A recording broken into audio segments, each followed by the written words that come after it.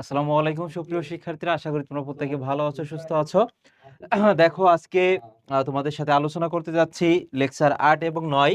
আমাদের আলোচ্য টপিক হচ্ছে ওমর ফারুক কবিতা আমি কিংবা তারপর হচ্ছে আমি কোনো আগন্তুক নই। আর আরেকটি গল্প আলোচনা করব, সেটি হচ্ছে 21-এর গল্প। আমরা প্রত্যেকটা গল্পর মানে শুরুতে মূল বই তো পড়ব বিস্তারিত, এবং হচ্ছে এর বাইরে যেগুলো আছে সেগুলো তো আলাদা আমরা আলোচনা করব স্লাইডে। সেটা দেখো, আমরা শুরুতে আলোচনা করব আমি কোনো আগন্তুক নই, এই কবিতাটি। এখন প্রশ্ন হতে পারে, এই আগন্তুক শব্দটির অর্থ কি? আগন্তুক এটা কোনো এর অর্থ হচ্ছে অপরিচিত কোনো ব্যক্তি নয়, বা হচ্ছে কোনো ভিনদেশী কোনো ব্যক্তি নয়, বা অপরিচিত কেউ নয়। এটি হাউসান হাবিব এখান থেকে গুরুত্বপূর্ণ, তিনি কোন জেলায় জন্মগ্রহণ করে? এই যে পিরোজপুর জেলা। এরপর এর থেকে আরেকটু গুরুত্বপূর্ণ, যে কর্মজীবনে তিনি কোন পেশাকে গ্রহণ করেছিলেন? সেটি দেখো, যে সাংবাদিকতা, এটা মনে রাখবা, সাংবাদিকতাকে পেশা হিসেবে গ্রহণ করেন। এবং তার যে গভীর জীবনবোধ ও এই যে আশাবাদ, তার কবিতাকে বিশিষ্ট ব্যঞ্জনা দান করেছেন। এরপর গুরুত্বপূর্ণ হচ্ছে, এই যে এটা আসতে পারে পরীক্ষায়, তার প্রথম কাব্যগ্রন্থ সেটি হচ্ছে রাত্রি শেষ। তার প্রথম কাব্যগ্রন্থ কোনটি? রাত্রি শেষ। তারপরে যে রানী খালের সাঁকো, তারপরে কিশোর পাঠ্য উপন্যাস, এগুলো একটু পড়বে। আর 1985 সালের 10ই জুলাই তিনি তার জীবনাবসান ঘটে, অর্থাৎ তিনি মারা যান। এবার হচ্ছে আমরা এই কবিতাটির যে মূল বক্তব্য আছে সেটা যদি একটু পড়ে আসি, বা সেটা যদি শুরুতে জেনে আসি, তাহলে আমাদের এই কবিতা সম্পর্কে একটা সম্যক ধারণা হবে। পাঠ পরিস্থিতি আছে, এটা তো বইয়েও আছে, দেখে নিতে পারবে। সারমর্ম দেখো, এই সারমর্ম অংশটুকু তোমাদের তোমরা যখন সৃজনশীল প্রশ্নের গ এবং ঘ লিখবে তখন তোমাদের কাজে লাগবে। শুরুতেই দেখো কবিতার সারমর্মটা কি এখানে। আমি কোনো আগন্তুক নই কবিতায় মানুষ ও তার জন্মভূমির প্রতি একটা অবিচ্ছেদ্য সম্পর্কের কথা বলা হয়েছে। অর্থাৎ এটা হচ্ছে অর্থাৎ ইম্পর্ট্যান্ট একটা পার্ট এটা, এবং সেটা কার কার মধ্যে? মানুষ আর জন্মভূমির প্রতি। এখানে কবি স্বদেশে তার অধিকার ও অস্তিত্বের ঘোষণা দিয়েছে এই কবিতায়। তার যে নিজ দেশ, সেই নিজ দেশে কবির যে একটা অধিকার আছে এবং তার যে একটা অস্তিত্ব আছে, সেটা ঘোষণা দিয়েছে। কবি শাব্দিক নিয়মে এই দেশেই থাকেন, অর্থাৎ কবি দেশকে অর্থাৎ জন্মভূমিকে এতটাই ভালোবাসেন যে স্বপ্নের ঘোরেও তিনি স্বদেশকে নিয়ে ভাবেন। তিনি এদেশের স্থায়ী বাসিন্দা, তিনি অন্য কোনো দেশ থেকে অতিথি হিসেবে আসেনি, অর্থাৎ অন্য কোনো দেশ থেকে নতুন মানে আগন্তুক বা অপরিচিত ব্যক্তি হিসেবে দেশে আসেনি, তিনি এদেশেই ছিলেন। তিনি প্রকৃতির নানা উপাদান, যেমন ফুল, বাঁশবাগান, জোনাকি, পুকুর, ডুমুর গাছ, মাছরাঙা, এইসবের প্রসঙ্গ এসেছে কবিতায়। এবং বিকেলের কি ক্লান্ত পাখি, ধানের মঞ্জুরি অর্থাৎ ধানের শেষ, সবকিছুকে সাক্ষী রেখে নিজেকে এদেশে একজন নিজেকে এদেশেরই একজন বলেছেন। এবং একই সঙ্গে তিনি বলেছেন, তিনি এদেশের দেশের মানুষ বৈঠা, লাঙল, মাটির গন্ধ সব চেনেন, তারাও তাকে চেনে, তার গায়ে মাটির গন্ধ লেগে আছে। কার গায়ে? কবি, অর্থাৎ এই লেখকের বা এখানে যে আমি কিংবদন্তি নয়, এই যে লেখকের বা কবি আমরা যেটাই বলি, তার গায়ে কিন্তু মাটির গন্ধ, মাটির সুবাস লেগে আছে। এই হচ্ছে এই কবিতার সারমর্ম। এবার দেখো এই কবিতা পড়ার মাধ্যমে আমরা কোন কোন বিষয় সম্পর্কে অবগত হতে পারবো, মানে আমাদের যে উদ্দীপকটা থাকবে কোন কোন বিষয় কেন্দ্রিক, সেটি দেখো। জন্মভূমির প্রতি অর্থাৎ সঙ্গে মানুষের যে একটা আত্মিক সম্পর্ক আছে, আত্মার একটা সম্পর্ক, সেটা আমরা ব্যাখ্যা করতে পারবো এই কবিতা পড়ার মাধ্যমে। বিচিত্র অনুষঙ্গের অর্থাৎ ভ্যারিয়াস, অর্থাৎ বিভিন্ন বিষয়ের প্রসঙ্গ এই কবিতায় এসেছে, অর্থাৎ বলেছে বিচিত্র অনুষঙ্গের মধ্যে দেশের সামগ্রিক সত্তার স্বরূপ, আপন পরিবেশের সঙ্গে ব্যক্তির আন্তঃসম্পর্কের স্বরূপ, আর একটা জন্মভূমির মধ্যে শিকড় গেড়ে সমগ্র দেশের মানুষকে আপন করে পাওয়া। এইগুলো তোমরা বেশি গুরুত্ব সহকারে পড়বা বা খাতায় নোট করে রাখতে পারো, কারণ এইগুলো থেকে কিন্তু তোমার প্রশ্নগুলো যে উদ্দীপকটা থাকবে এই কেন্দ্রিকই থাকবে। তাহলে সারমর্ম গেল, এরপর হচ্ছে শিক্ষণফল। এবার আমরা মূল কবিতাটি পড়ব। শুরুতে দেখো, আসমানের তারা সাক্ষী, অর্থাৎ আসমানের আকাশের তারা সাক্ষী। সাক্ষী মানে কি? কোনো কিছু নিজ চোখে বা নিজ চোখে দেখেছেন এমন, সেটাকে বলা হয় সাক্ষী বলা হয়। তোমরা অনেকে বই চেয়েছো, দেখানো বই, আমি সবগুলো শেষ হইলে পোস্ট করে দিব। তাহলে দেখো, এই যে আকাশের তারা সাক্ষী, সাক্ষী এই জমিনের ফুল, অর্থাৎ এই ভূমির ফুল ও সাক্ষী। এই নিশিরাত, নিশিরাত মানে হচ্ছে গভীর রাত, গভীর রাত, বলছে নিশিরাইত বাঁশবাগান বিস্তর জোনাকি সাক্ষী, সাক্ষী এই জারুল জামরুল সাক্ষী পূবের, তাহলে দেখো কোন দিকের পুকুরের কথা বলা হয়েছে, পূবের পুকুর, এমসিকিউতে আসতে পারে। তার ঝাঁকড়া ডুমুরের ডালে স্থির দৃষ্টি, মাছরাঙ্গা আমাকে চেনে। কবিকে কে চেনে? মাছরাঙ্গা। প্রথম এই যে কবিকে মাছরাঙ্গা চেনে। আমি কোনো অভ্যাগত নয়, অর্থাৎ এটা দ্বারা বুঝিয়েছে কবি জন্মভূমির সাথে তার নিজের এতটাই ওতপ্রোতভাবে সম্পর্ক স্থাপন করেছেন, এই জন্য তিনি বলেছেন আমি কোনো অভ্যাগত নই, আমি কোনো ভিনদেশী পথিকও নই। বলছে খোদার কসম। আমরা অনেক সময় দেখো যখন জোরালোভাবে কোনো বক্তব্য আমরা বলে থাকি, তখন হচ্ছে আমরা অনেক সময় যে কসম কাটা হয়, ঠিক তেমনই ভাবে কবি বলছে খোদার কসম আমি কোনো ভিনদেশী পথিক নই। অর্থাৎ কবি নিজের অস্তিত্বকে এমন ভাবে, অর্থাৎ এই বাক্যটি দ্বারা বুঝিয়েছে কবির অস্তিত্বকে কবি জোরালোভাবে উপস্থাপন করেছেন, এজন্য বলছে খোদার কসম আমি ভিনদেশী পথিক নই। আমি কোনো আগন্তুক নই, অর্থাৎ আমি অপরিচিত কোনো ব্যক্তি নই। আমি কোনো আগন্তুক নই, আমি ছিলাম এখানে, আমি শাপনিক নিয়মে এখানেই থাকি, আর এখানে থাকার নামই সর্বত্রই থাকা, মানে সব সময় থাকা বা সব জায়গায় থাকা। শাপনিক নিয়ম মানে কি? অর্থাৎ কবি তার জন্মভূমিকে এতটাই ভালোবাসে যে স্বপ্নের ঘোরেও তিনি জন্মভূমিকে নিয়ে ভাবেন। আমি কোনো আগন্তুক নই। এই খর রৌদ্র জলজ বাতাস মেঘ ক্লান্ত বিকেলের, খর দ্বারা এখানে বুঝিয়েছে প্রখর রোদ, প্রখর রোদ। বলছে এই প্রখর রোদে জলজ বাতাস মেঘ ক্লান্ত বিকেলের পাখিরা আমাকে চেনে। প্রথমে কি ছিল? মাছরাঙ্গা আমাকে চেনে। এরপরে দেখো পরেরটা বলছে পাখিরা আমাকে চেনে, তারা জানে আমি কোনো আত্মীয় নই। কার্তিকের ধানের মঞ্জুরি সাক্ষী, তাহলে দেখো যে কোন মাসের কথা বলা হয়েছে? কার্তিক। মঞ্জুরি মানে ধানের যে শীষ সেটা। আর সাক্ষী তার চিরল পাতার টলমল শিশির, সাক্ষী জ্যোৎস্নার চাদরে ঢাকা নিশিন্দার ছায়া। নিশিন্দা হচ্ছে এক ধরনের গাছ, গ্রামীণ এক ধরনের গাছকে বলা হয় নিশিন্দা, শব্দ অর্থে এটা আছে। গ্রামীণ এক ধরনের গাছ, সেটি হচ্ছে নিশিন্দা।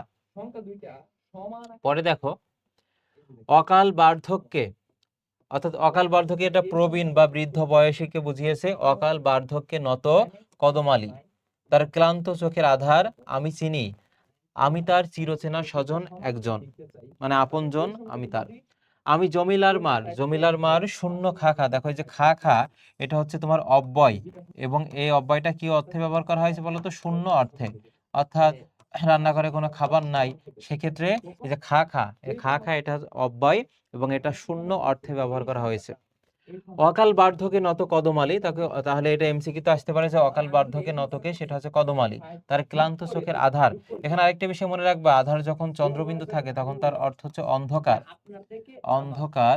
আর আধার যখন চন্দ্রবিন্দু থাকে না তখন তার স্থান হচ্ছে তখন তার অর্থ হচ্ছে স্থান, এটা মনে রাখবা। শূন্যে খা খা রান্নাঘর শুকনো থালা সব চিনি সে আমাকে চেনে, হাত রাখে বৈঠাই লাঙলে। দেখো আমার হাতের স্পর্শ লেগে আছে কেমন গভীর, অর্থাৎ আমার হাত যে লাঙলের, বলছে হাত রাখো বৈঠাই লাঙলে। অর্থাৎ কবি যে ভিনদেশী কোনো পথিক নয়, কোনো আত্মীয় নয়, তিনি এ দেশেরই লোক, এই জন্য বলছে এই যে আমার হাতের স্পর্শ লেগে আছে কেমন গভীর, দেখো মাটিতে আমার গন্ধ, আমার শরীরে লেগে আছে এই স্নিগ্ধ মাটির সুবাস।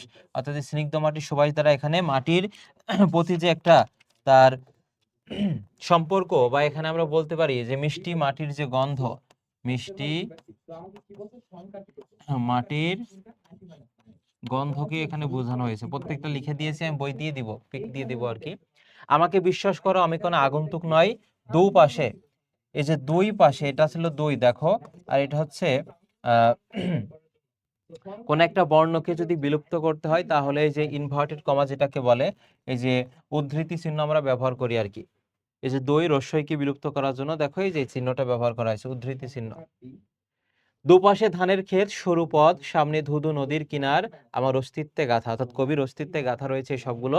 আমি এই উধাও নদীর মুগ্ধ এক অবোধ বালক, অবোধ মানে হচ্ছে নির্বোধ, নির্বোধ বা অবুঝ, নির্বোধ বা কি বলতো? অবুঝ। কবিতাটি মানে ভাষাগত খুবই সহজ আছে, এটা কয়েকবার পড়লেই পারবে। এই ছিল কবিতা। এবার শব্দ অর্থ থেকে কোনগুলো বেশি গুরুত্বপূর্ণ দেখো। নিশিরাইত মানে নিশীথ রাত্রির গ্রামীণ কচ্ছরূপ, অর্থাৎ গভীর রাত বোঝাতে নিশিরাইত শব্দটি ব্যবহার করা হয়। নিশিন্দা এটা গ্রামীণ এক ধরনের গাছ। ধানের মঞ্জুরি, অর্থাৎ মঞ্জুরি হলো মুকুল বা শীষ, ধানের মঞ্জুরি হলো ধানের শীষ বা মুকুল। এরপর পাঠ পরিচিতি অংশ তোমরা এটা পড়বে, কারণ তোমরা সৃজনশীল প্রশ্ন লেখার ক্ষেত্রে এগুলো অবশ্যই লাগবে আর কি। এবার দেখো বাকি অংশগুলো আমরা এখানে পড়বো, অর্থাৎ এই কবিতাটি পড়ার পর যে খুঁটিনাটি তথ্যগুলো আছে এখান থেকে এমসিকিউ এবং তোমাদের ক নম্বর আসতে পারে। দেখো, আমি কোনো আগন্তুক নই কবিতাটি কবি হাসান হাবিব রচিত এবং নামের বানানটা গুরুত্বপূর্ণ। হাসান হাবিব, এটা একটু খেয়াল করবে। আমি কোনো আগন্তুক নই কবিতায় জন্মভূমির সঙ্গে মানুষের আজীবনের সম্পর্ক প্রকাশিত হয়েছে। কিসের সঙ্গে? জন্মভূমির সঙ্গে মানুষের। আমি কোনো আগন্তুক নই কবিতায় কবি আকাশের তারা, জমিনের ফুল, বাঁশবাগান, জোনাকি, জারুল, তারপর হচ্ছে দেখো জারুল জামরুল দুইটা আলাদা, এদেরকে সাক্ষী মেনেছেন। আমি কোনো আগন্তুক নই কবিতায় কবি স্বদেশের মানে নিজ দেশের মানুষের প্রতি তার আন্তরিক মমতাকে সুন্দরভাবে উপস্থাপন করেছেন। এই কবিতায় কবি অনুভব করেন যে যে লাঙল জমিতে ফসল ফলায় সে লাঙল আর মাটির গন্ধ লেগে আছে তার হাতে, তার শরীরে। আমি কোনো আগন্তুক নই কবিতায় বাংলাদেশের সবকিছু হচ্ছে কবির, মানে সব জায়গায় তার অস্তিত্ব রয়েছে এটা বোঝাতে চেয়েছেন। আর তিনি কোন পত্রিকার সম্পাদক ছিলেন? খুবই গুরুত্বপূর্ণ, দৈনিক বাংলা। এটা আসতে পারে পরীক্ষা, 100% দিয়ে রাখছি। হাসান হাবিব দৈনিক বাংলা পত্রিকার সম্পাদক ছিলেন। আর এই কবিতায় কবি দেখো নিশিন্দা ছোঁয়া জ্যোৎস্না চাদরে ঢাকা এই কথাটি বলা হয়েছে। জ্ঞানমূলক কয়েকটি প্রশ্ন রেখেছি শুরুতেই। এই কবিতায় কবি চিরচেনা স্বজনকে, সেটি হচ্ছে কদম আলী। অর্থাৎ এই কবিতা থেকে যে তোমাদের জ্ঞানমূলক প্রশ্নগুলো আসবে সেগুলো দেখবে একবার লাইন থেকে উঠিয়ে দিয়েছে। আমি কোনো আগন্তুক নই কবিতায় কবি কোন মাসের? এই যে কার্তিক মাসের কথা উল্লেখ করেছে, কার্তিক মাস। তারপরে কোন দিকটি বিশিষ্ট ব্যঞ্জনা দান করেছে? এটা কবি পরিচিতির মধ্যে আছে। দেখো, হাসান হাবিবের কবিতায় কবির গভীর জীবনবোধ ও আশাবাদের দিকটি ব্যক্ত হয়েছে। আর তার প্রথম কাব্যগ্রন্থের নাম হচ্ছে রাত্রি শেষ। কদম আলী কিসে নত? অকাল বার্ধক্যে নত। নিশিন্দা হলো এক ধরনের গ্রামীণ এক ধরনের গাছকে বলা হয় নিশিন্দা। কবিতা স্বদেশে থাকেন কোন নিয়মে? স্বাপ্নিক নিয়মে, অর্থাৎ তার জন্মভূমিকে এতটাই ভালোবাসেন যে স্বপ্নের ঘরেও জন্মভূমিকে নিয়ে ভাবতে থাকেন। আমি কোনো আগন্তুক নই কবিতায় নিশিন্দা ছায়া কি দিয়ে ঢাকা? সেটা জ্যোৎস্নার চাদরে ঢাকা। এবং এই বানানটা খেয়াল করবে, এই বানানটা কিন্তু পরীক্ষায় আসে অনেক সময়, অনেকে ভুল করে এটা। জ্যোৎস্না জফলা আছে, তারপর হচ্ছে খণ্ডত। কোথায় মানুষেরা নির্ভাবনায় ঘুমিয়ে থাকে, মানে কোনো ভাবনা ছাড়াই ঘুমিয়ে থাকে? সেটা হচ্ছে দেখো জীর্ণ বেড়ার ঘরে। কবি কিরূপ নদীর মুগ্ধ এক অবোধ বালক? সেটা ধুধু নদীর মুগ্ধ এক অবোধ বালক। ধু বানানটা খেয়াল করবে। তোমার কাছে যেটা মনে হচ্ছে সহজ আসবে না পরীক্ষা, ওইটাই কিন্তু পরীক্ষায় দিয়ে দিবে। জটিল কয়েকটি মানে লাইনের ব্যাখ্যা। আসমানের তারা সাক্ষী, সাক্ষী এই জমিনের ফুল। অর্থাৎ আকাশের তারা সাক্ষী, সাক্ষী এই জমিনের, অর্থাৎ আকাশ এবং জমিন মাটি সবাই হচ্ছে সাক্ষী, মানে কবির অবস্থান হচ্ছে সর্বত্র বিরাজমান। অর্থাৎ আসমান অর্থ আকাশ, সাক্ষী অর্থ কোনো কিছু নিজ চোখে দেখেছে এমন কেউ। কবি নিজেকে নতুন করে এই প্রকৃতির বুকে পরিচিত করতে চান না, কারণ তিনি এখানে ছিলেন। তার সাক্ষ্য দেবে বাংলার প্রকৃতি, দেবে সাক্ষ্য দেবে তার মাথার উপরে যে আকাশ রয়েছে, ঠিক তেমনই ভাবে সাক্ষ্য দেবে মাটিতে জন্মানো ফুল। অর্থাৎ সর্বত্র বিরাজমান রয়েছে, মাটিতেই ভূমিষ্ঠ হয়েছেন তিনি, এটাই বলতে চেয়েছেন। অর্থাৎ আসমানের তারা সাক্ষী, সাক্ষী এই জমিনের ফুল। সাক্ষী পুবের পুকুর, তার ঝাঁকড়া ডুমুরের ডালে স্থির দৃষ্টি মাছরাঙ্গা। আমাকে শোনা, অর্থাৎ প্রত্যেকটা লাইনের ব্যাখ্যা দিয়ে রেখেছি। ঝাঁকড়া অর্থ দেখো দীর্ঘ, গুচ্ছ বিশিষ্ট, লম্বা অথবা গুচ্ছময়। কবি নিজেকে এ ভূমির সন্তান বলে বিশ্বাস করেন। তারে দাবি সাক্ষ্য দেবে পুবের পুকুর, যা তার চিরচেনা। সাক্ষ্য দেব পুকুর পাড়ের ডুমুর গাছের ডালে স্থির দৃষ্টি মাছরাঙ্গা। আমি কোনো অভ্যাগত নয়, অর্থাৎ আমি কোনো ভিনদেশি পথিক নয়, বা আমি অন্য কোনো জায়গা থেকে উড়ে এসে জুড়ে বসিনি, আমি এখানেই ছিলাম। অর্থাৎ কবি এ দেশেরই। এখানে আকাশ বাঁশবাগান সবই তার অবস্থানে সাক্ষ্য দেবে সবাই, কারণ এ কারণে অর্থাৎ এ কারণে তিনি কোনো ভাবে অভ্যাগত নিজেকে মনে করেন না। এখানে থাকার নাম সর্বত্রই থাকা বা সারা দেশে থাকা। অর্থাৎ সর্বত্র অর্থ হচ্ছে সবখানে, সারা প্রকৃতি কবির অবস্থানে সাক্ষ্য দেয়। অর্থাৎ তিনি মনে করেন এই ভূমির প্রকৃতির সঙ্গে সাপনিক নিয়মে থাকা মানে সবখানে থাকা, সারা দেশের প্রকৃতিতে তিনি নিজের অবস্থান স্পষ্ট করেন। কার্তিকের ধানের মঞ্জুরি সাক্ষী, সাক্ষী তা চিরল পাতার টলমল শিশিরে। যে কেমন শিশিরের কথা বলা হয়েছে? টলমল, দ্বিরুক্ত শব্দ এগুলো। মঞ্জুরি অর্থ হচ্ছে মুকুল বা শীষ, আর চিরল অর্থ দেখো এইভাবে যদি তুমি ব্যাখ্যা করে লিখতে পারো মার্কটা বেশি পাবে। চিরল অর্থ হচ্ছে দীর্ণ বা মাঝখানে চেরা। কবি নিজের এটাই দিও, জাস্ট মাঝখানে এটা ব্যবহার করো। কবি নিজের অবস্থানের সত্যতাকে যাচাই করার জন্য প্রকৃতির কোনো উপাদানকেই তিনি বাদ দেননি। কার্তিকের মাঠের ফসল যখন নতুন শীষ নিয়ে আবির্ভূত হয় তখন সেও কবির অবস্থানের সাক্ষ্য দেয়। ঠিক তেমনই ভাবে সে মঞ্জুরির যে বিভিন্ন পাতার মধ্যকার ক্ষণস্থায়ী শিশিরও কবির অবস্থানের সাক্ষ্য দেয়। প্রত্যেকটা লাইনে ব্যাখ্যা দিয়েছি, এটা তো দেখবেই। গুরুত্বপূর্ণ কয়েকটি এমসিকিউ দেখো শুরুতেই। হাউসান হাবিব কার চিরচেনা স্বজন? এটা হচ্ছে যে কদম আলীর চিরচেনা স্বজন। কবি বৈঠায় আঙুলে হাত রাখতে বলেছেন কেন? অর্থাৎ পরশ অনুভব করার জন্য। এরপর কবি হাউসান হাবিবের প্রথম কাব্যগ্রন্থ কোনটি? এটা পরীক্ষায় আসবে, কোনো না কোনো বোর্ডে হুবহু কমন পেয়ে যাবা। সঠিক উত্তর হচ্ছে রাত্রি শেষ। হাউসান হাবিবের কিশোর পাঠ্য উপন্যাস কোনটি? এটা দেখো 4 ক, রানী খালের সাঁকো। সাঁকো বানানে চন্দ্রবিন্দু আছে, খেয়াল করবে। কবিতায় পূবের কোনটিকে সাক্ষ্য করেছে? পূবের পুকুরের কথা বলা হয়েছে, পূবের পুকুর। আমি কোনো আগন্তুক নই কবিতায় উল্লেখিত মাছরাঙা কোন গাছে বসে আছে? যে ডুমুর গাছে। অর্থাৎ এই জন্য কবিতাটা খুব ভালোভাবে পড়তে হবে, কোন জায়গা থেকে যে এমসিকিউ দেয় সেটা জানা যায়, মানে বোঝা যায় না আর কি। পরের প্রশ্নটি, আমি কোন আগন্তুক নই কবিতায় কবিকে কে চেনে বলে উল্লেখ করেছেন? তাহলে দেখো এই যে 7 সঠিক উত্তর হচ্ছে এখানে ঘ, মাছরাঙা আমাকে চেনে। কবিতা এটা বলা হয়েছিল। 8 নম্বরে এটা বাদ যাবে আর কি, অপশনে কিছুটা ত্রুটি ছিল। এখানে থাকার নাম সর্বত্রই থাকা, কবি কোন নিয়মে সর্বত্র থাকতে চান, মানে সব জায়গায় থাকতে চান, এটা হচ্ছে সাপনিক নিয়মে। স্বপ্নের ঘরে সব জায়গায় তিনি থাকতে চান। নিশিন্দা শব্দের অর্থ কি? গ্রামীণ এক ধরনের গাছ। এবার এই কবিতা থেকে যে সৃজনশীল প্রশ্ন কেমন আসতে পারে খেয়াল করো। মনটা আমার ছুটে চলে সোনার সবুজ গায়ে অর্থ গ্রাম, সেটাই কোকিল ডাকে কদম শাখে, নৌকা চলে নদীর বাঁকে, মাঝি সেথা আপন মনে ভাটিয়ালি গাই, বেতের বনে ডাহুক পাখি সারাটি রাত যায় যে ডাকে, বন্ধু যে তার হারিয়ে গেছে খুঁজেই না পায় আর, শিশির ভেজা দৌড়বা ঘাসে, সকাল বেলার সূর্য হাসে, রাখালেরা বাজায় বাঁশি মাঠের পানে ধায়, মাঠের দিকে তারা যায় আর কি। এই ছিল উদ্দীপকটি। অর্থাৎ এখানে দেখো প্রকৃতির সাথে যে মানব জীবনের একটা সম্পর্ক বা যে প্রতিনিয়ত যেটা চলছে আর কি, চলমান একটা অবস্থা, সেটা কিন্তু একটা সার্বিক বিষয়ে উদ্দীপকে ফুটে উঠেছে। আমরা প্রশ্নগুলো দেখি।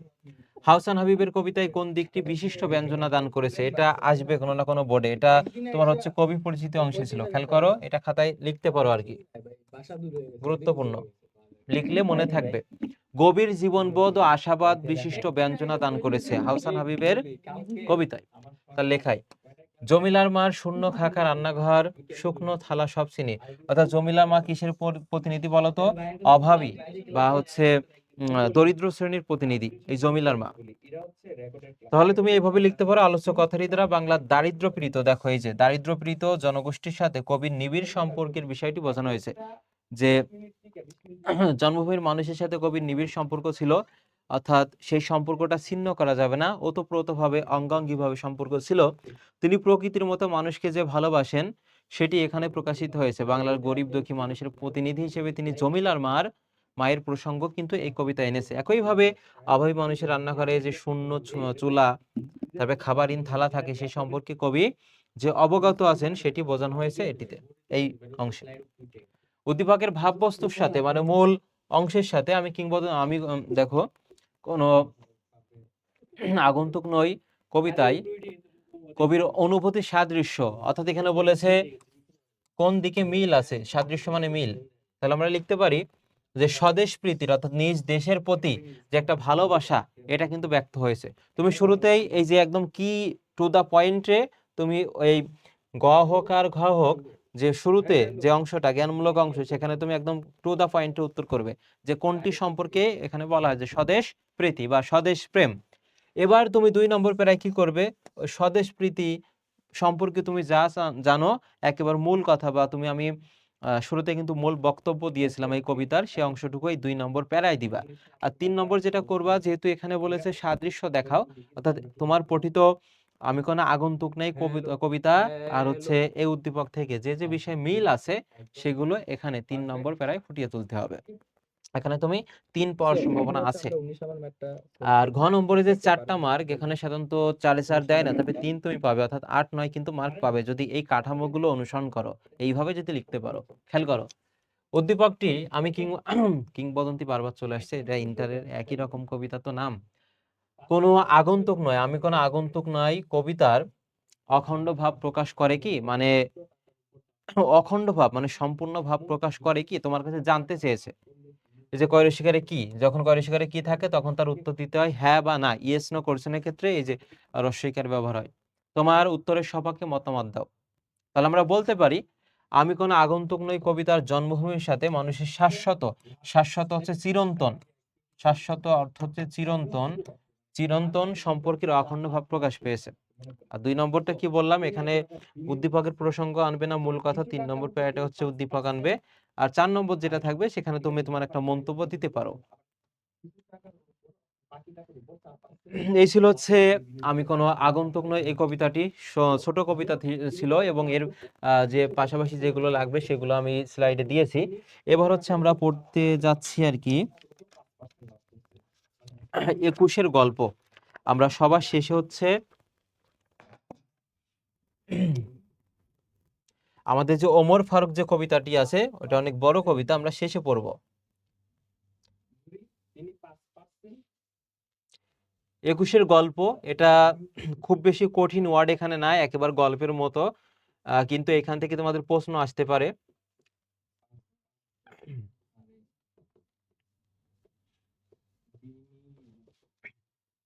21-এর গল্প সেটা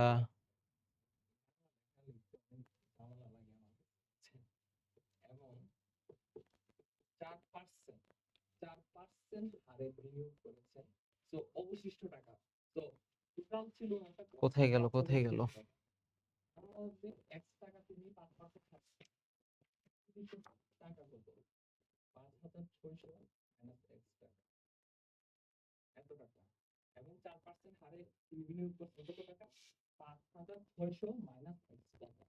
আচ্ছা এই বইয়ের কোথায়, তোমরা একটু আমাকে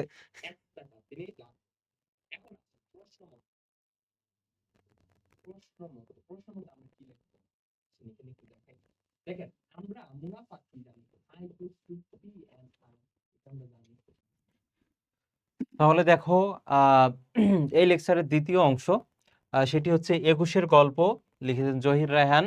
এটা আমরা পড়ব।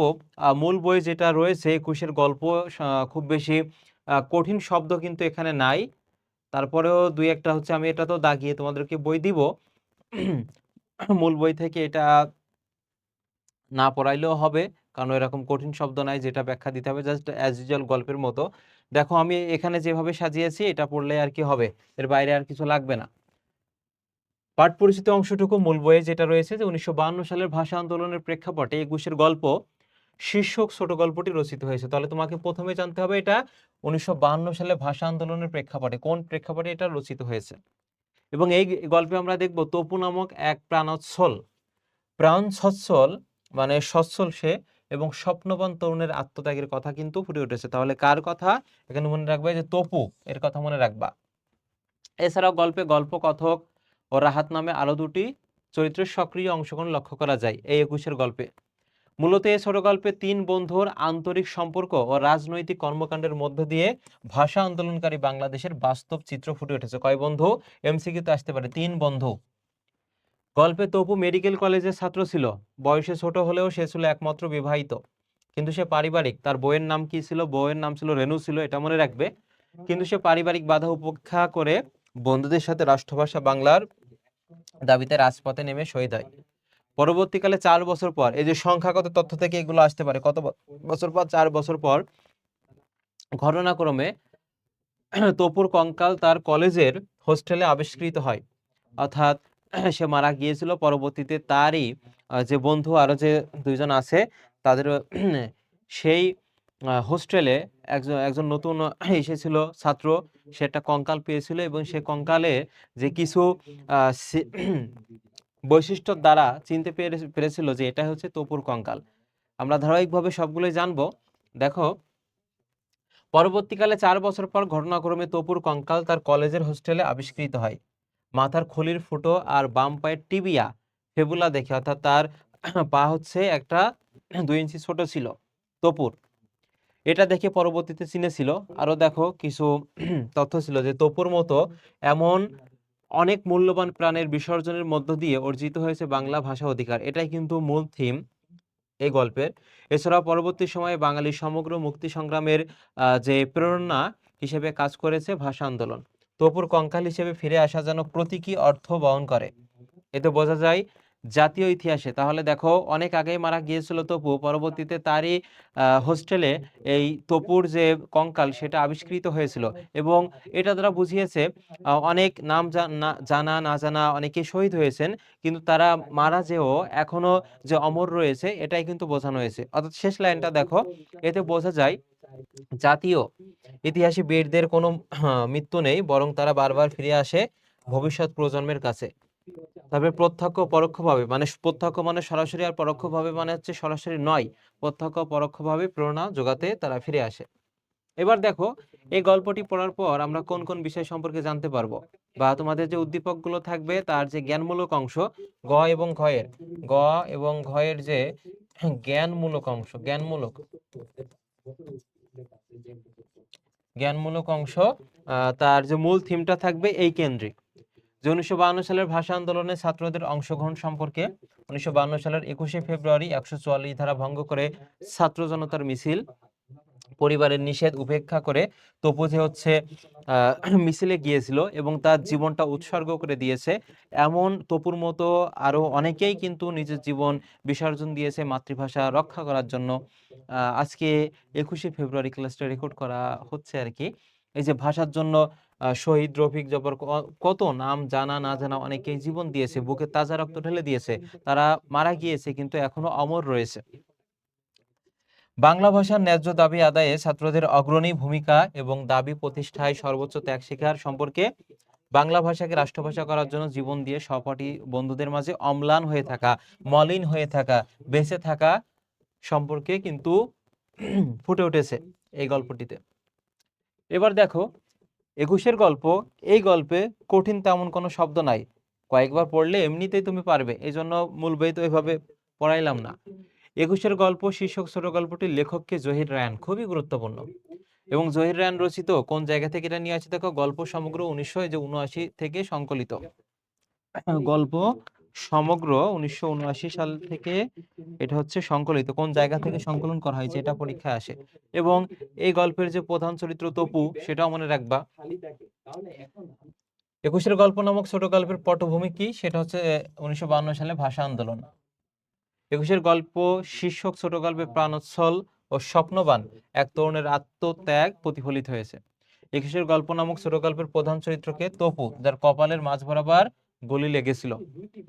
আরেক ফাল্গুন উপন্যাসটির লেখা হচ্ছে, দেখো প্রশ্নটা এমন আসতে পারে, আরেক ফাল্গুন এটা কোন ধরনের সাহিত্যকর্ম, সেটি হচ্ছে উপন্যাস হবে, এবং সেটি কার, সেটি হচ্ছে জহির রায়হানের। খুবই খুবই গুরুত্বপূর্ণ, 100% দিয়ে রেখেছি। দেখো, তপু, এই 21-এর গল্প, এই গল্পের প্রধান চরিত্র ছিল তপু, আর তপুর স্ত্রী ছিল, তার নাম হচ্ছে রেনু।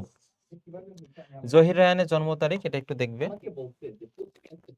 জ্ঞানমূলক কয়েকটি প্রশ্ন রেখেছি, যে জহির রায়হান কত সালে জন্মগ্রহণ করে। জহির রায়হান 1935 সালের 19শে আগস্ট জন্মগ্রহণ করে। জহির রায়হান কোন জেলায় জন্মগ্রহণ করে, সেটি হচ্ছে ফেনী জেলায়। কোন জেলায়? ফেনী জেলায় জন্মগ্রহণ করেন। জহির রায়হান কি হিসেবে খ্যাতি অর্জন করে, সেটি দেখো, ছোট গল্পকার ও ঔপন্যাসিক হিসেবে। ঔপন্যাসিক দুইটা, একটা হচ্ছে ছোট গল্পকার আর একটা হচ্ছে ঔপন্যাসিক হিসেবে। জহির রায়হানকে কোন শ্রেণীর জীবনের রূপকার বলা হয়, সেটা দেখো, মধ্যবিত্ত শ্রেণীর জীবনের রূপকার বলা হয়।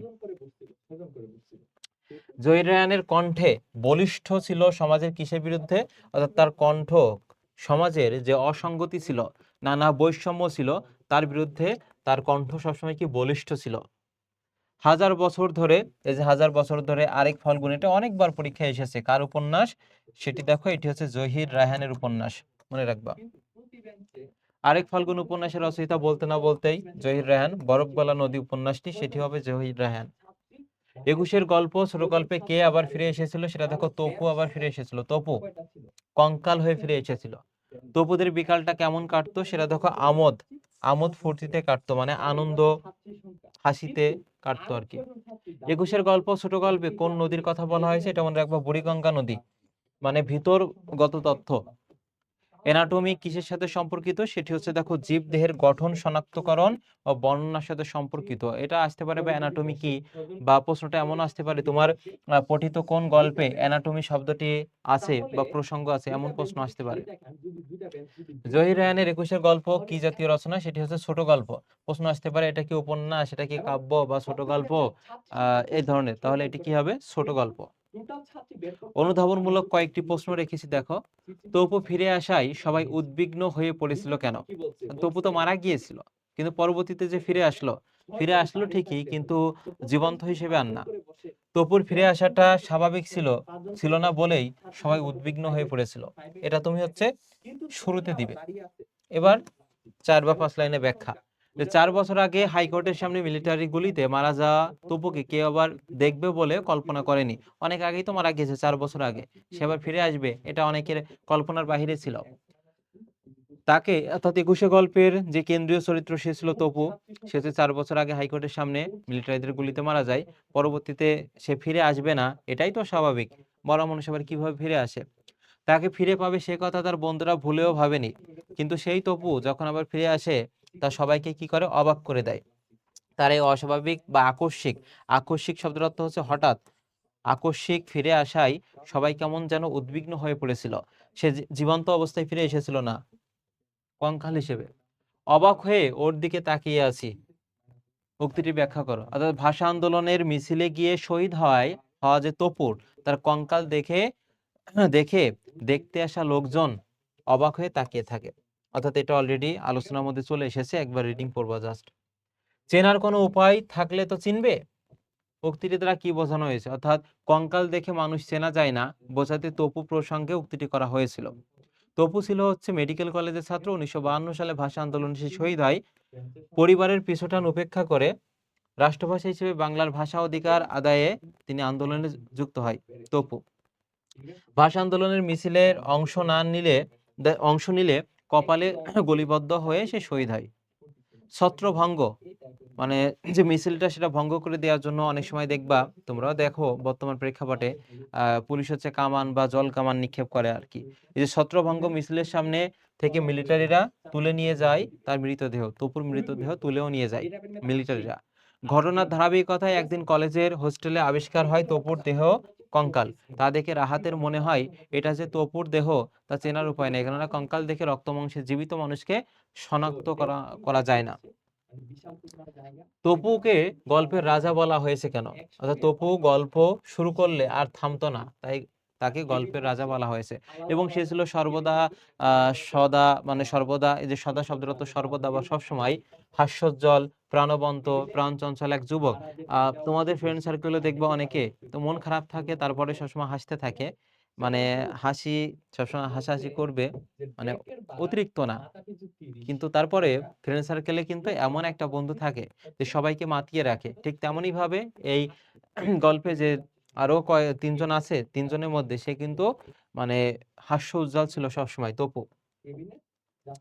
স্বপ্নালু, চোখে স্বপ্ন নাপ্ত তার। অর্থাৎ স্বপ্নালু ভাবুক, তপুর চোখ ভরা স্বপ্ন ছিল, সেসব স্বপ্নের কথা এখানে বলা হয়েছে। গল্প প্রেমিক তপু প্রায়ই স্বপ্ন রাজ্যে বিচরণ করত। কখনো রাস্তায় হাঁটতে হাঁটতে তপু স্বপ্নে তন্ময় হয়ে যেত, মানে একাত্ম হয়ে যেত। ভাবতো এবং বলতো যদি এ রাস্তা শেষ না হতো। তপু স্বপ্ন দেখতে হচ্ছে ডাক্তারি পেশা করে গ্রামে গিয়ে একেবারে সাদাসিধে, মানে একদম সহজ সরল জীবনযাপন করবে। কোনো জাঁকজমক থাকবে না, শুধু থাকবে একটা কি দেখো ডিসপেন্সারি। এটা মনে রাখবে, এমসিকিউতে আসতে পারে। এরকম অনেক স্বপ্নই আসতো তার মানসপটে, তার জীবনে এরকম অনেক স্বপ্ন আসতো। সমুদ্র গভীর জনতা চলতে শুরু করেছে কেন? অর্থাৎ 1952 সালে মহান ভাষা আন্দোলনে যোগদানকারী বিক্ষুব্ধ স্রোতকে সমুদ্র গভীর জনতা বলেছে। প্রথমে যদি এইরকম তুমি শব্দ ব্যবহার করতে পারো, দেখো বিক্ষুব্ধ জনতা স্রোতকে সমুদ্র গভীর জনতা বলা হয়েছে, তখন কিন্তু মার কেমনি পাবে। এরপরে তুমি যেটাই লেখো না কেন, তুমি খেয়াল করবে যেন বানান ভুল না যায়। যেমন স্বতঃস্ফূর্ত ভাবে, এই যে শব্দটা অনেকে ভুল করবা, এর ইংরেজি হচ্ছে স্পন্টেনিয়াসলি, স্বতঃস্ফূর্ত ভাবে, অর্থাৎ যার মধ্যে কোনো দ্বিধা বা সংকোচ কাজ করবে না, সেটি। দোহাই তোমার বাড়ি চলো কোন প্রসঙ্গে বলেছিল?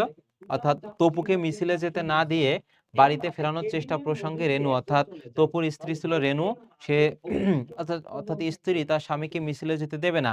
সে জানছে বা আগে বুঝতে পারছে মিছিলে গেলে হয়তো বা মিলিটারি গুলিতে নিহত হতে পারে। এজন্য স্ত্রী তার স্বামীকে অর্থাৎ রেনু তপুকে মিছিলে যেতে দিচ্ছে না। এই প্রসঙ্গে কিন্তু এই উক্তিটি করা হয়েছিল, দোহাই তোমার বাড়ি চলো। তপুকে আবার ফিরে পাওয়ার কথা বন্ধুরা কেন ভাবতে পারেনি? অর্থাৎ ভাষা আন্দোলন মিছিলে গিয়ে তপু শহীদ হয়েছিল, আর মারা মানুষ আবার, মরে যাওয়া মানুষ আবার ফিরে আসবে, এটা তো স্বাভাবিক, আসবে না, এটাই স্বাভাবিক বিষয়। এজন্য তার বন্ধুরাও তাকে ফিরে পাওয়ার কথা কখনো ভাবতে পারেনি। ওর চোখের ভাষা বুঝতে ভুল হলো না আমার। কার চোখের ভাষা? নতুন রুমমেটের, দেখো, স্কেলিটনের স্কালটা, যে কঙ্কালটা তপুর সাথে মিলে যাওয়ায় রাহাত অবাক হয়ে গল্পকথকের দিকে তাকালে গল্পকথক প্রশ্নোক্ত উক্তিটি করেছিল। অর্থাৎ ভাষা আন্দোলনে তপু শহীদ হওয়ায় প্রায় 4 বছর পর একদিন গল্পকথক তার বন্ধু রাহাতের নতুন রুমমেটের, দেখো, স্কেলিটনের স্কাল বা কঙ্কালটার কপালের মাঝখানে একটি গর্ত দেখতে পাই, যেটা ছিল তপুর। কিছু বৈশিষ্ট্য মিলে যাওয়ায় তো চিনতে পেরেছে। এ বিষয়ে সে রাহাতকে প্রশ্ন করলে রাহাত স্কালটা হাতে নিয়ে ভালোভাবে দেখে। এটি দেখে কপালে গুলি লেগে শহীদ হওয়া বন্ধু তপুর কথা মনে পড়ে যায়। তাই সে অবাক হয়ে গল্পকথকের দিকে তাকালে রাহাতের চোখের ভাষা গল্পকথক সহজেই বুঝতে পারে। কয়েকটি গুরুত্বপূর্ণ বহু নির্বাচনে রেখেছে, এখানে শুরুতে দেখো বলেছে 21-এর গল্প রচনায় মিছিল স্লোগান দিচ্ছিল কে? অর্থাৎ এই যে এটা হচ্ছে রাহাত। আমরা ছিলাম 3 জন, আমি অর্থাৎ গল্পকথক, তপু আর রাহাত। আমি হচ্ছে এখানে গল্পকথক, এখানে আমি কে বলতো? 2-এর গ, গল্পকথক। 21-এর গল্প ছোট গল্প কে বার্নার্ড শ হতে চেয়েছিল? অর্থাৎ মোটা লোকটি বার্নার্ড শ, এটা শব্দার্থ অংশে ভালোভাবে দেখবা, একটু পড়বা।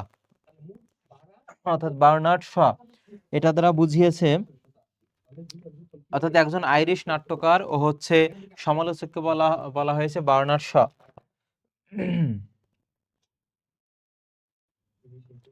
21-এর গল্প ছোট গল্পটির রচয়িতা জহির রায়হান খ্যাতি অর্জন করে, খুবই গুরুত্বপূর্ণ, এটা পরীক্ষা আসতে পারে।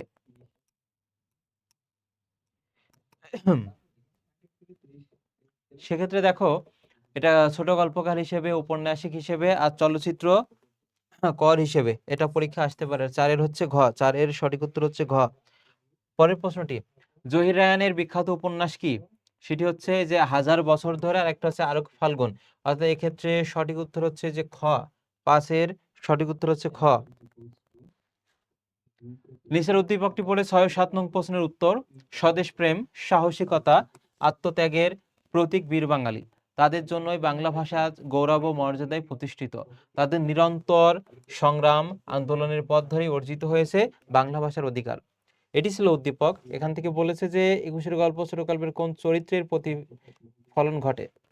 তাহলে আমরা দেখতে পাই 21-এর গল্পে যে প্রধান চরিত্র কে ছিল? সে হচ্ছে তপু ছিল। কে ছিল? তপু। এরপরেরটা দেখো, উদ্দীপকে বীর বাঙালিও 21-এর গল্প ছোট গল্পের চরিত্রের সাদৃশ্য, মানে তপু চরিত্রের কোন দিকে মিল রয়েছে? সেটি হচ্ছে তার মধ্যে ছিল আত্মত্যাগ, স্বদেশ প্রেম ও সাহসিকতা। দেশের প্রতি একটা ভালোবাসা ছিল। মিছিলে যাওয়ার আগে তার স্ত্রী বলেছিল তোমার দোহাই লাগে বাড়ি ফিরে চলো।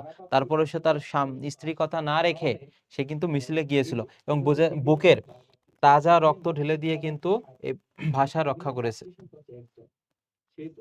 সৃজনশীল প্রশ্নটি দেখো, বাংলা বর্ণমালা বড়ই দক্ষিণী, কত কণ্টকাকীর্ণ পথ পেরিয়ে বাংলা বর্ণমালা আজ বিশ্ব দরবারে সমাদৃত ও স্বীকৃত। একসময় বাংলা ছিল দেখো অস্পৃশ্য, মানে স্পষ্ট ছিল না। ব্রিটিশ বিতাড়নের পর এলো পাকিস্তান, কিন্তু শোষিত বাঙালির বঞ্চনার ইতিহাস আরো দীর্ঘ হলো। এভাবে দিনের পর দিন অপমান লাঞ্ছিত হতে হতে বাহারে বাঙালি জেগে উঠল। সেই ফাল্গুনে পিচ ঢালা পথে চলল মিছিল, গণবিদারী স্লোগানে প্রকম্পিত আকাশ বাতাস। এটা ছিল উদ্দীপক। এবার দেখো, ক নম্বরে বলেছে গল্পে কার বরাত, মানে কার মাধ্যমে বরাত বন্ধের কথা বলা হয়েছে? সেটা দেখো তপুর। তপু না মরে আমি মরলেই ভালো হতো, রাহাত কথাটি কেন বলেছিল? অর্থাৎ তপুর মৃত্যুতে তার মা ও তার স্ত্রী যে আর্তনাদ দেখে আক্ষেপ করে রাহাত এটি বলেছিল।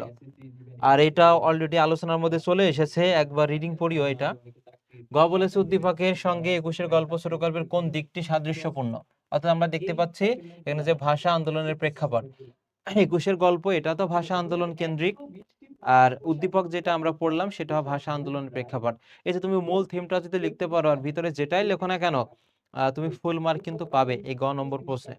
আর 2 নম্বর প্যারা একেবারে মূল কথা দিবে, অর্থাৎ ভাষা আন্দোলন সম্পর্কে কিছু দিবে। আর 3 নম্বর যে প্যারা থাকবে উদ্দীপক প্লাস তোমার পঠিত একুশের গল্পের যে যে বিষয় মিল আছে সেটা তুমি এখানে ফুটিয়ে তুলবে। ঘতে বলেছে উদ্দীপকটি একুশের গল্প ছোট গল্পের আংশিক চিত্র তুলে ধরেছে, সার্বিক চিত্র তুলে ধরেনি। কিন্তু এই যে পরবর্তীতে আমরা উদ্দীপকে দেখতে পাই শুধু ভাষা আন্দোলন কেন্দ্রিকই আছে, কিন্তু একুশের গল্প এই গল্পে যে পরবর্তীতে কঙ্কাল হয়ে আবার তপুর ফিরে আসা, অর্থাৎ যে ভাষার জন্য যারা জীবন দিয়েছে তারা যে মারা যেও মানুষের মনে অমর থাকে, সেটা কিন্তু ফুটে উঠেছে। অর্থাৎ সার্বিক দিক কিন্তু উদ্দীপকে ফুটে ওঠেনি। এই যে সুন্দরভাবে এখানে লেখা আছে, এটা তোমরা পড়বে, এইভাবে তোমরা লিখবে। এটা হচ্ছে তোমাদের একুশের গল্প, এটি গেল। এবার হচ্ছে আমরা আলোচনা করব ওমর ফারুক এই কবিতাটি। অনেক বড় কবিতা এটা এবং অনেক কিছু জানারও আছে এখানে।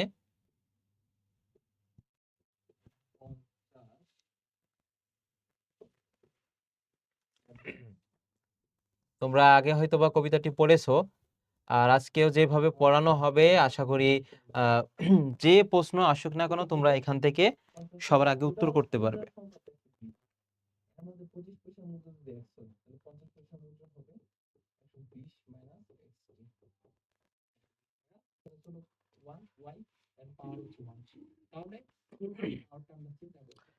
দেখো এবার আমরা আলোচনা করতে যাচ্ছি গদ্য অংশ, অর্থাৎ এটা পদ্য মধ্যে যাবে আর কি। এটা কবিতা ওমর ফারুক।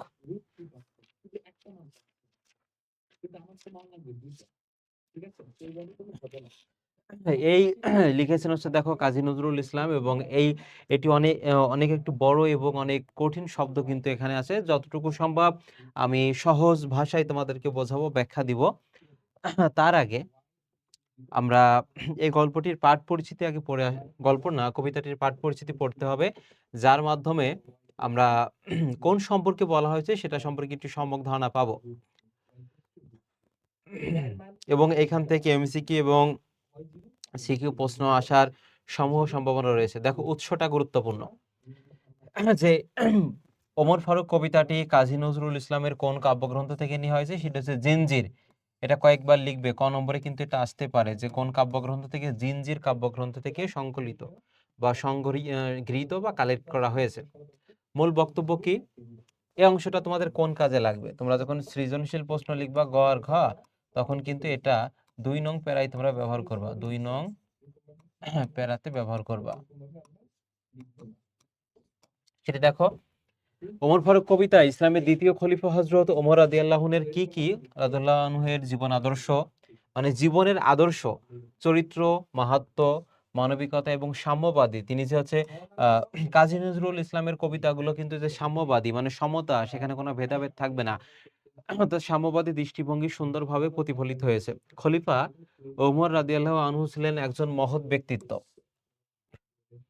তার চরিত্র একাধারে কি দেখো, বীরত্ব, কমলতা, নিষ্ঠা এবং সাম্যবাদী আদর্শের অনন্য সমন্বয় ঘটেছিল। এর পাশাপাশি বিশাল মুসলিম রাষ্ট্রের সর্বাধিনায়ক হয়েও তিনি অতি সহজ সরল ও অনাড়ম্বর জীবন যাপন করেছেন। নিজ ভৃত্যকে, মানে নিজ যে চাকর, তাকে তিনি তার সঙ্গে সমান মর্যাদা দিতে কুণ্ঠিত হয়নি। কিন্তু বর্তমান প্রেক্ষাপটে কিন্তু এটা কল্পনাও করা যায় না যে একজন রাজা হয়ে বা একজন উচ্চ বংশীয় কেউ হয়ে তার চাকরকে সে সমান মর্যাদায় আহ অধিষ্ঠিত করবে। ন্যায়ের আদর্শ সমুন্নত রাখতে তিনি আপন সন্তানকে কঠোরতম শাস্তি দিতেও দ্বিধাবোধ করেনি। নিজের সন্তান ভুল করেছে, তাকে শাস্তি দেবে, এটা দিতে তিনি এক পাও পিছপা হয়নি আর কি। তিনি ছিলেন আমির উল মুমিনিন। রাসূল সাল্লাল্লাহু আলাইহি সাল্লাম তাকে আদর্শবান ব্যক্তিত্ব বলে বিশ্বাস করেই বলেছিলেন, তারপরে যদি কেউ নবী হতেন তাহলে হযরত ওমর ফারুক তিনি হতেন। শব্দার্থ থেকে দেখো হস্ত, হস্ত শব্দের অর্থ হচ্ছে হাত, এবং যদি বলা হয় হস্ত কোন ধরনের শব্দ, এটি হবে তৎসম বা সংস্কৃত ভাষার শব্দ। পেরেশান, পেরেশান অর্থ হচ্ছে ক্লান্ত, যেগুলো দাগিয়ে দিচ্ছে এগুলো থেকে পরীক্ষা আসবে। আমিরুল মুমিনিন অর্থ হচ্ছে বিশ্বাসীদের নেতা। এরপর দেখো এই যে মশক মানে পানি বইবার চামড়ার থলে। দৌড় রা শব্দের অর্থ হচ্ছে চাবুক। পিরান শব্দের অর্থ জামা। পেরেশান অর্থ হচ্ছে ক্লান্ত, ক্লান্ত। এরপর জেরুজালেম, এটা বিগত বছরের প্রশ্ন, যে ফিলিস্তিনের রাষ্ট্রের একটি প্রাচীন শহরকে বলা হয় জেরুজালেম। এগুলো এখান থেকে পড়বা। এরপর এটা পাঠ পরিচিতি। শিখন ফলটা, অর্থাৎ এই কবিতা পড়ার মাধ্যমে আমরা কি কি বিষয় জানতে পারবো? হযরত ওমর রাদিয়াল্লাহু আনহু এর অনাড়ম্বর জীবনযাপনের স্বরূপ, তিনি যে জাঁকজমকভাবে জীবনযাপন করেনি, একদম সহজ সরলভাবে জীবনযাপন করেছেন, সে সম্পর্কে আমরা জানতে পারবো কবিতাটি পড়ার মাধ্যমে। হযরত ওমর রাদিয়াল্লাহু আনহু এর মানবীয় গুণাবলী স্বরূপ। তারপর তার যে ন্যায় বিচার, নিজের সন্তানকেও কিন্তু কঠিন বিচারের সম্মুখীন তিনি করেছেন, এবং সাম্যবাদী দৃষ্টিভঙ্গির পরিচয়, সেখানে কোনো ভেদাভেদ থাকবে না, কোনো বৈষম্য থাকবে না। তাহলে চলো আমরা মূল কবিতাটি পড়ে আসি। অনেক বড় কবিতা এটা, প্রত্যেকটা ওয়ার্ডের আলাদা আলাদা অর্থ লিখে দিয়েছি আমি, তোমরা বইয়ের পিক তো পেয়ে যাবে। শুরুতে দেখো, তিমির রাত্রি, এশার আজান শুনি দূর মসজিদে। অর্থাৎ বলছে তিমির রাত্রি মানে হচ্ছে, এই যে দেখো, দেখা যাচ্ছে হয়তো বা, আমাকে দেখা যাচ্ছে না, বই দেখলেই হচ্ছে।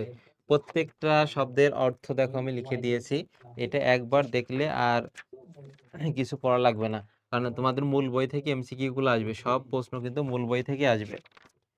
তাহলে দেখো এখানে বলেছে, আমি এখানে আর লিখছি না, জাস্ট বলে যাচ্ছি। বলছে দেখো, তিমির রাত্রি, এশার আজান দূর মসজিদে শুনি। কি বলছে? অন্ধকার রাত্রে এশার আজান শুনি দূর মসজিদে, প্রিয় হারা কার কান্নার মতো এ বুকে আসিয়া বাঁধে। অর্থাৎ প্রিয়জন হারানোর যে বেদনার, সে কান্নার মতো এ বুকে আসে কি বেঁধে, এ বুকে এসে আঘাত পায়। অর্থাৎ গভীর রাত্রে ঈশার আজান শুনি দূর মসজিদে, এবং প্রিয়জন হারানোর যে একটা কান্না, সেটা হচ্ছে এই বুকে এসে কি আঘাত করে। আমিরুল মুমিনিন কার কথা বলা হচ্ছে? দেখো এখানে এই যে বিশ্বাসীদের নেতা হযরত এই যে ওমর রাদিয়াল্লাহু আনহু এর কথা বলা হচ্ছে। তোমার স্মৃতি, তোমার দ্বারা কি বলতো? এই যে ওমর রাদিয়াল্লাহু আনহু, তোমার স্মৃতি যে আজানের ধ্বনি জানে না মুয়াজ্জিন, যিনি আজান দেন।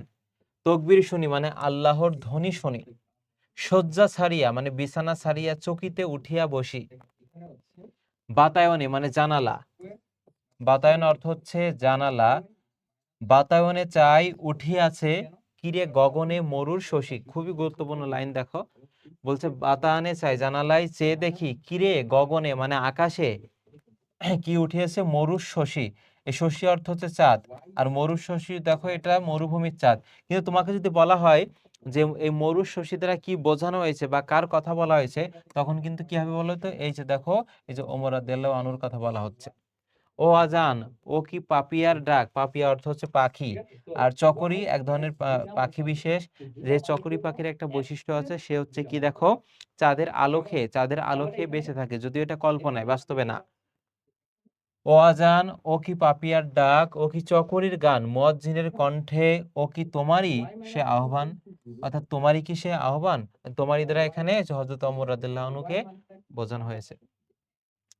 প্রত্যেকটা ব্যাখ্যা দিব, আগে হচ্ছে ওয়ার্ড অনুযায়ী পড়ে যাচ্ছি। আবার লুটায়ে পড়ি মানে আবার শুয়ে পড়ি, লুটায়ে পড়া শুয়ে পড়ি। সেদিন গিয়াছে, অর্থাৎ মানে মুসলিমদের যে ভালো অবস্থান, সেই সময়টা চলে গিয়েছে। শিয়রের কাছে, শিয়রের কাছে কহিছে কালের ঘড়ি, কালের ঘড়ি দ্বারা একটা বর্তমান অবস্থাকে বুঝিয়েছে, বর্তমান সময়। অর্থাৎ মুসলমানদের যে একটা ভালো অবস্থান ছিল, সেটি হচ্ছে চলে গেছে। সেটা কে বলছে? বর্তমান সময় বলেই দিচ্ছে। ওমর ফারুক, আখেরি নবীর ওগো দক্ষিণ বাহু। এই যে আখেরি নবীর মানে শেষ নবী হযরত মুহাম্মদ সাল্লাল্লাহু আলাইহি সাল্লামের যদি বলা হয় আমরা ডান হাত, ডান হাত কি ছিল মানে ডান হাত ওই অর্থে না, মানে তাকে সাহায্য সহযোগিতা বা হচ্ছে সবসময় পাশে থেকে যে সাহায্য সহযোগিতা করে, যে সেই অর্থে ডান দক্ষিণ বাহু বলা হচ্ছে। অর্থাৎ ওমর ফারুক যে ছিলেন আখেরি নবীর ওগো দক্ষিণ বাহু, এই দক্ষিণ বাহু দ্বারা এই যে ডান হাত হযরত ওমর রাদিয়াল্লাহু আনহুকে বুঝিয়েছে। আহ্বান নয়, রূপ ধরে এসো, গ্রাসে অন্ধতা রাহু। রাহু অর্থ কি, এটা কিন্তু পরীক্ষা আসতে পারে। রাহু অর্থ দেখো এখানে বুঝিয়েছে অশুভ শক্তিকে, অশুভ শক্তিকে বুঝিয়েছে। বলছে আহ্বান নয়, রূপ ধরে এসো, গ্রাসে অন্ধতা দূর করে দাও অশুভ শক্তি দিয়ে। ইসলাম রবি, রবি অর্থ হচ্ছে সূর্য, আর জ্যোতি অর্থ হচ্ছে আলো। ইসলাম রবি, জ্যোতি তারাজ, দিনে দিনে বিমলিন। সত্যের আলো নিভিয়া জ্বলিছে, জোনাকির আলো ক্ষীণ। তাহলে কিসের আলোর কথা বলেছে? জোনাকির আলো। যে সত্যের যে আলো সেটা নিভিয়ে গেছে এবং জ্বলছে কি বলতো? জোনাকির আলো ক্ষীণ, খুবই ছোট আকারে জ্বলছে। শুধু আঙ্গুলি হেলনে শাসন করিতে এ জগতের। শুধুমাত্র আঙ্গুল নাড়িয়ে, হেলানো দ্বারা এখানে বলেছে নাড়িয়ে, নাড়ানো অর্থে বা হেলানো, শুধু আঙ্গুলটা নাড়িয়ে শাসন করিতে এ জগতের। দিয়াছিলে ফেলি মোহাম্মদের চরণে যে শমশের, শমশের অর্থ হচ্ছে তরবারি। অর্থাৎ এই যে হযরত ওমর রাদিয়াল্লাহু আনহু হত্যা করতে গিয়েছিল, তার যে বোন আর কি, যখন সে তার সেখানে যায় হত্যা করতে, তখন যে কোরআনের যে মধুর বাণী শুনে সে মুগ্ধ হয়ে যায়। এবং তারপর সে হচ্ছে, এবং হযরত ওমর রাদিয়াল্লাহু আনহু ইসলামের দ্বিতীয় খলিফা ছিল। পরবর্তীতে কি করলো? সে হত্যা না করে কি বলেছে দেখো, দিয়াছিলে ফেলি মুহাম্মাদের চরণে, অর্থাৎ হযরত মুহাম্মদ সাল্লাল্লাহু আলাইহি ওয়াসাল্লামের পায়ের নিচে সেই তরবারিটা ফেলে দিয়েছিল। ফেরদৌস সারি বলছে, এই ফেরদৌস দ্বারা জান্নাতুল, যে জান্নাত আছে, সর্বশ্রেষ্ঠ জান্নাত জান্নাতুল ফেরদাউসের কথা বলা হয়েছে। ফেরদাউস সারি, নেমে এসো তুমি সেই শমশের ধরি। বলছে তুমি আবার সে জান্নাতুল ফেরদৌস থেকে নেমে এসে আবার সে অস্ত্রটা, সে তরবারিটা ধরো। আর একবার লোহিত সাগরে লালে লাল হয়ে মরি। লোহিত সাগর মানে কি? লাল সাগরে লাল হয়ে মরি। ইসলাম সে তো পরশ মানিক, তাকে কে পেয়েছে খুঁজি। পরশে তাহার শোনা হলো যারা, তাদেরই মোরা বুঝি। বলছে তার পরশ পেয়ে কি হয়েছে? শোনা হয়েছে যারা, তাদেরই মোরা বুঝি, তাদেরই আমরা বুঝি। অর্থাৎ হযরত ওমর রাদিয়াল্লাহু আনহু যে বীরত্ব বা তার যে মহানুভবতা বা তার যে গুণাগুণ, তার যে বৈশিষ্ট্য এখানে কিন্তু ফুটে উঠেছে। আজ বুঝি কেন বলিয়াছেন শেষ পয়গম্বর, মোর পরে যদি নবী হতো কেউ, সে হতো এক ওমর। অর্থাৎ মহানবী হযরত মুহাম্মদ সাল্লাল্লাহু আলাইহি সাল্লামের পরে যদি কেউ নবী হতো, তাহলে সে কি হতো? এই যে ওমর রাদিয়াল্লাহু আনহু হতেন। তারপরে দেখো প্রত্যেকটা লাইনের ব্যাখ্যা আবার আলাদা আলাদা ভাবে পাবে। অর্ধ পৃথিবী করেছো শাসন, ধুলার তখতে বসে। অর্থাৎ হযরত ওমর রাদিয়াল্লাহু আনহু অর্ধেক পৃথিবী শাসন করেছে, ধুলার কিসে? সিংহাসনে বসেছে। তখত, তখত অর্থ হচ্ছে সিংহাসন। অর্ধ পৃথিবী শাসন করেছো তুমি সিংহাসনে বসে। খেজুর পাতার প্রাসাদ তোমার বারে বারে গিয়েছে খসে। তাহলে অর্ধেক পৃথিবী যে শাসন করেছে তার প্রাসাদটা অনেক ভালো হওয়ার কথা, কিন্তু এখানে দেখো প্রাসাদটা কি ছিল? খেজুর পাতার, এবং যেটা বারে বারে খসে গেছে। সাইমুম ঝড়, সাইমুম ঝড় হচ্ছে মরুভূমির ঝড়। পড়েছে কুটির, তুমি পরনি কোন নুয়ে। তুমি বলছে কুটির পড়ে গেছে, কিন্তু তুমি কখনো নুয়ে পড়নি। যে ক দ্বারা এখানে দ্বারা বলছে কখনো। ঊর্ধ্বের যারা পড়েছে তাহারা, তুমি ছিলে খারাপ হয়ে। অর্থাৎ তুমি সবসময় কি মানে স্ট্রং ছিলে আর কি, এটা বুঝিয়েছে।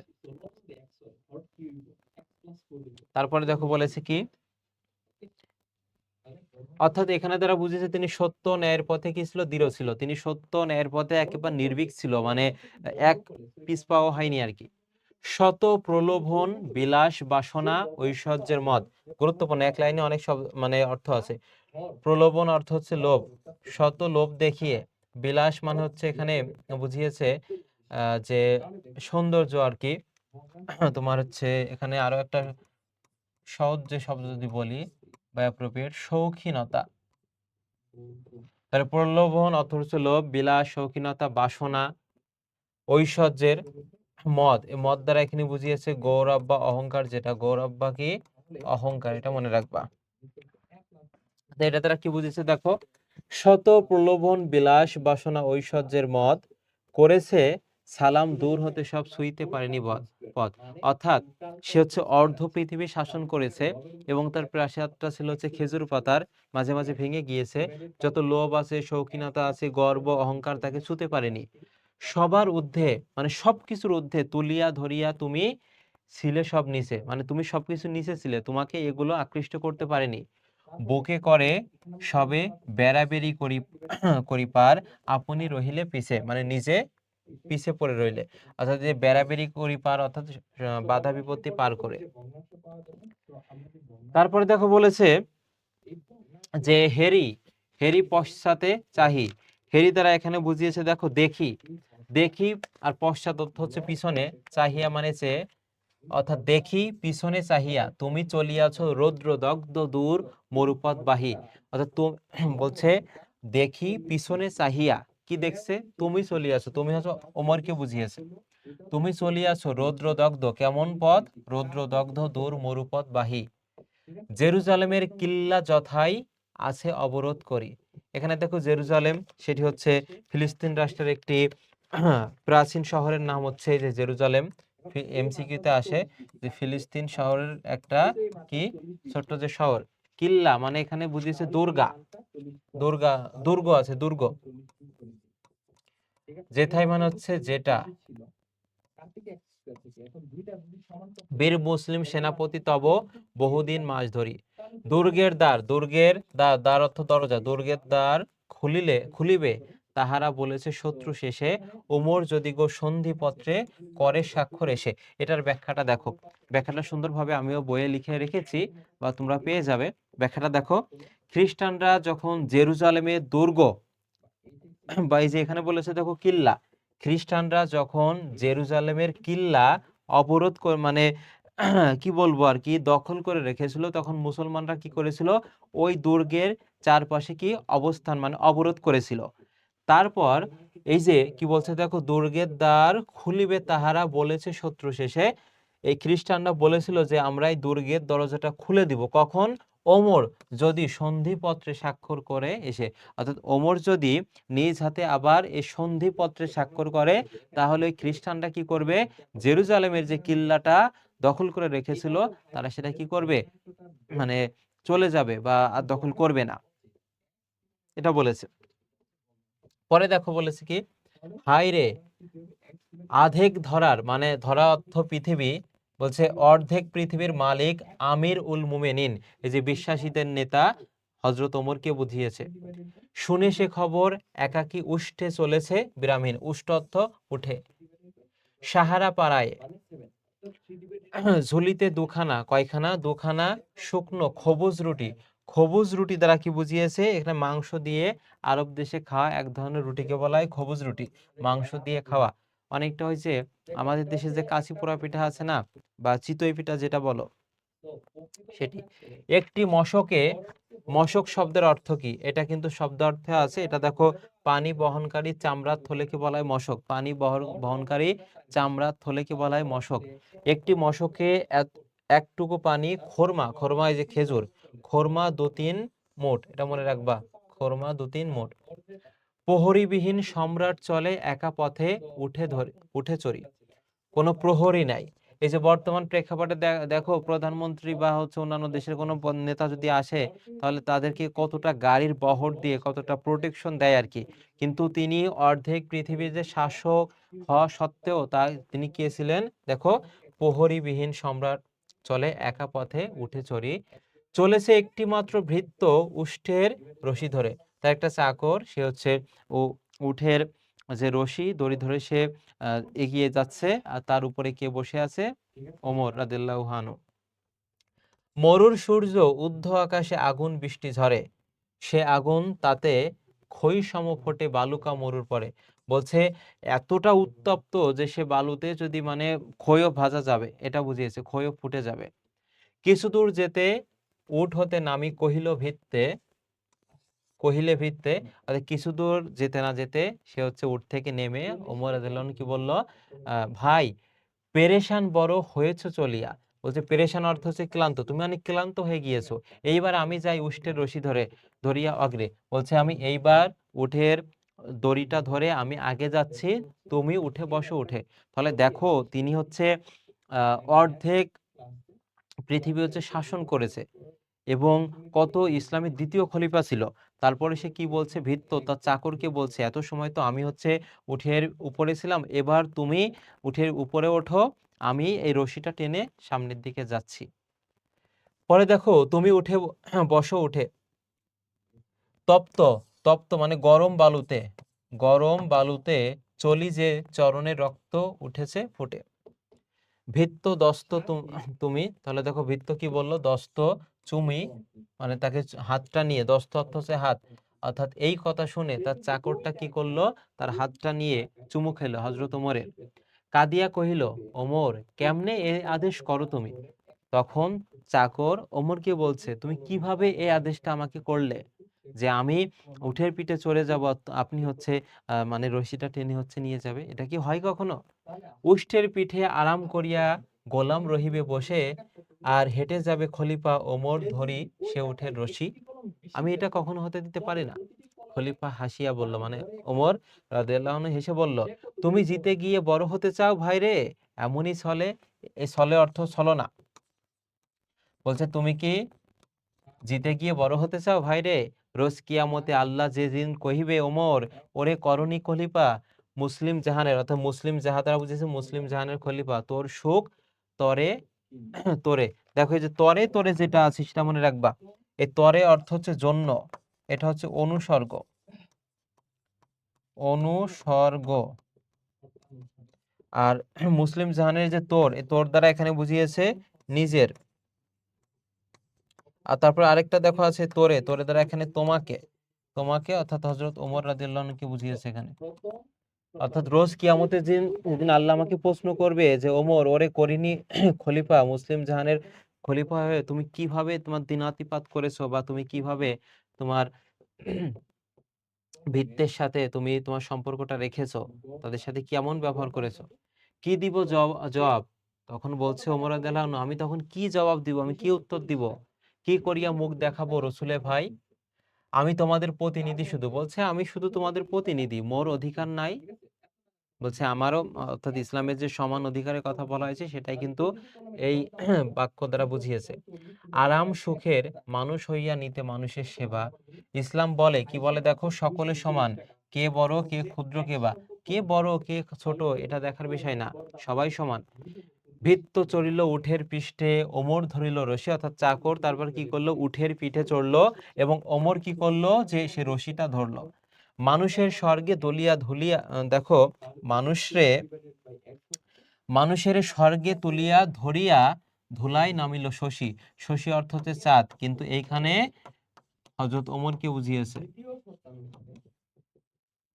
অর্থাৎ এটা দ্বারা বুঝিয়েছে দেখো মানুষের মর্যাদা সুউচ্চে তুলে, মানুষের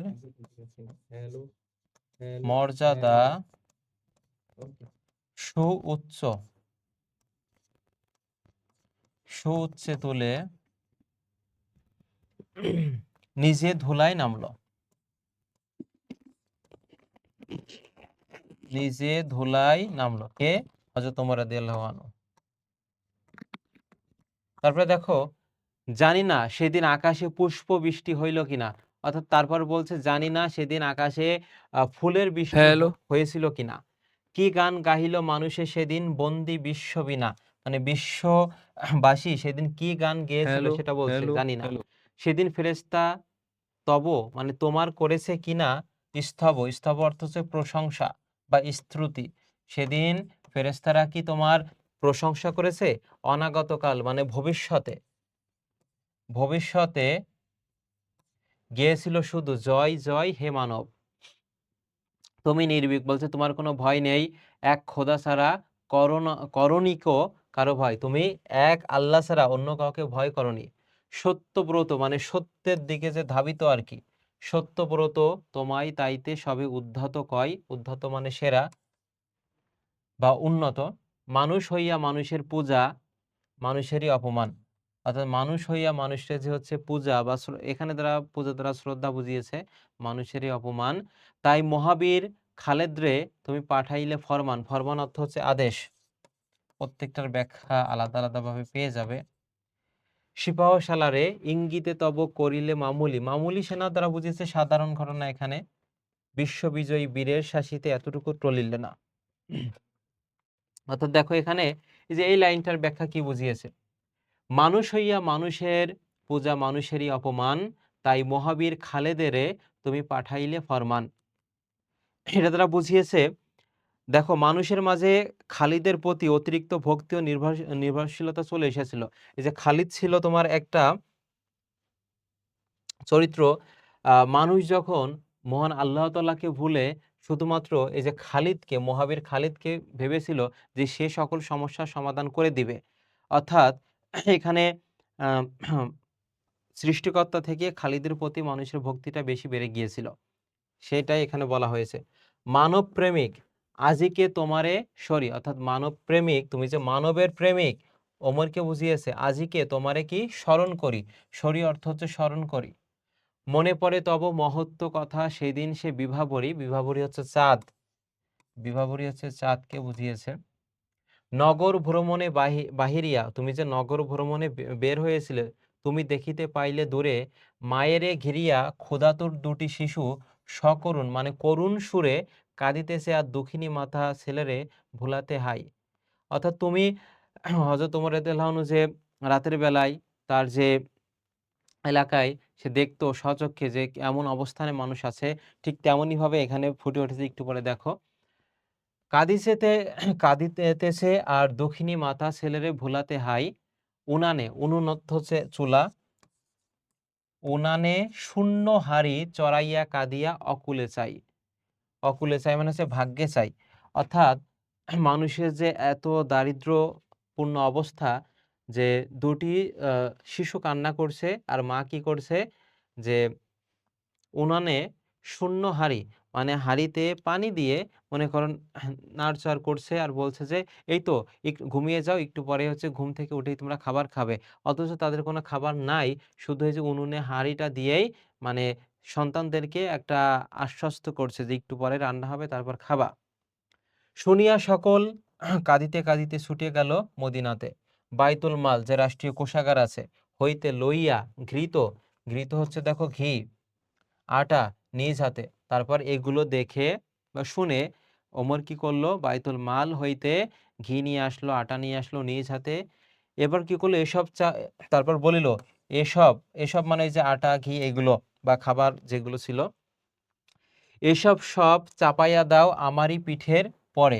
পিঠে মানে এসব সব আমার পিঠের উপরে চাপিয়ে দাও, আমি লয়ে যাব বহিয়া, আমি এগুলো বহন করে নিয়ে যাব এসব দুঃখিনী মায়ের ঘরে। এই যে যে দুঃখিনী মা, তার দুটি শিশু না খেয়ে আছে, কান্না করছে, তার ঘরে আমি এগুলো নিয়ে যাব। ওমর রাদিয়াল্লাহু আনহু এটা বলছে। তারপরে দেখো বলছে, কত লোক আসি আপনি মানে নিজের চাহিল বহিতে তোমার বোঝা।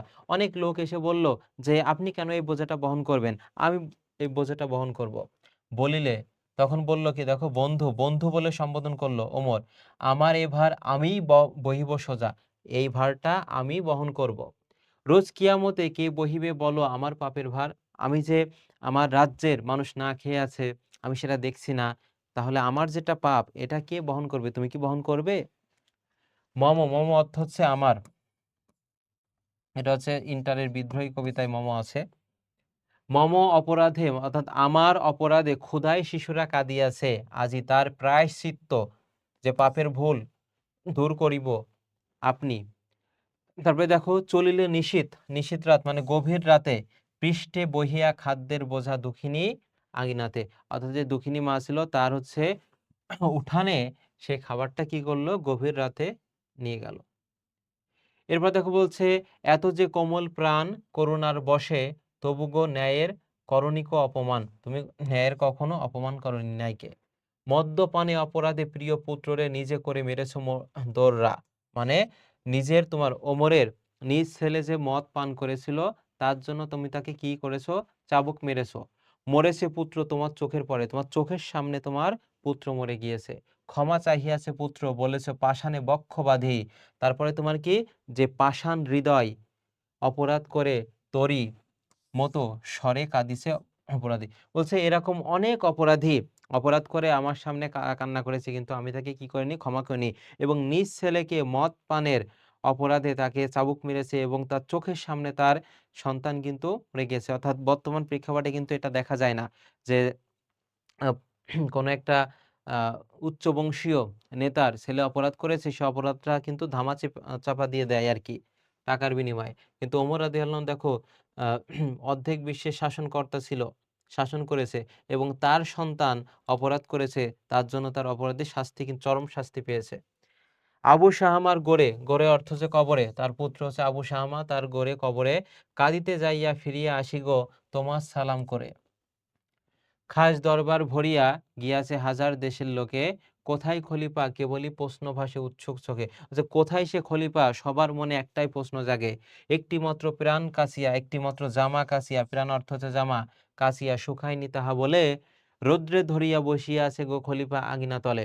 তাহলে দেখো, সে একটা মাত্র জামা, সেটা আবার মানে গোসল করার পর শুকায়নি বলে সেটা ধরে আছে আঙিনা তলে, রোদের রোদে শুকানোর জন্য ধরে আছে। হে খলিফাতুল মুসলিমিন, হে চিরধারী সম্রাট, হে চিরস্থায়ী সম্রাট, চিরধারী হচ্ছে চিরস্থায়ী, এ চিরস্থায়ী সম্রাট, অপমান তব করিব না আজ করিয়া নন্দীপাঠ, মানুষেরে তুমি বলেছ বন্ধু বলিয়াছ ভাই তাই, তোমার এমন চোখের পানিতে সরি, সরি মানে হচ্ছে স্মরণ করি গো সর্বদাই। এটা সংক্ষেপিত, এত বড় কবিতা, তারপরে দেখো সংক্ষেপিত। অর্থাৎ এই ছিল কবিতা, কঠিন টাইপের, যদিও কঠিন, আমি আগেই তোমাদেরকে এটা বইয়ে দিয়ে দিব, এটা পড়ে নিও। এবার দেখো বাকি অংশটুকু আমরা স্লাইডে দেখব। ওমর ফারুক কবিতাটি কাজী নজরুল ইসলামের কোন কাব্যগ্রন্থের অন্তর্গত? জিনজির। কি হবে বলতো? জিনজির কাব্যগ্রন্থের অন্তর্গত। ফারুক অর্থ হচ্ছে হজরত ওমরের উপাধি, যিনি সত্য ও মিথ্যার মধ্যে পার্থক্য নিরূপণ করতে পারেন, তাকেই ফারুক বলা হয়। কাজী নজরুল ইসলাম, বিশেষ করে কাজী নজরুল ইসলামের যে সাহিত্য কর্মগুলো, এগুলো গুরুত্বপূর্ণ, কিন্তু এগুলো ভালোভাবে পড়বা। তার যে উপন্যাসগুলো আছে, কাজী নজরুল ইসলামের উপন্যাস, এটা মনে রাখবা। বাকুম, বা থেকে হচ্ছে বাঁধনহারা, এটা মনে রাখবে, চন্দ্রবিন্দু হবে বাঁধনহারা, কু থেকে হবে কুহেলিকা,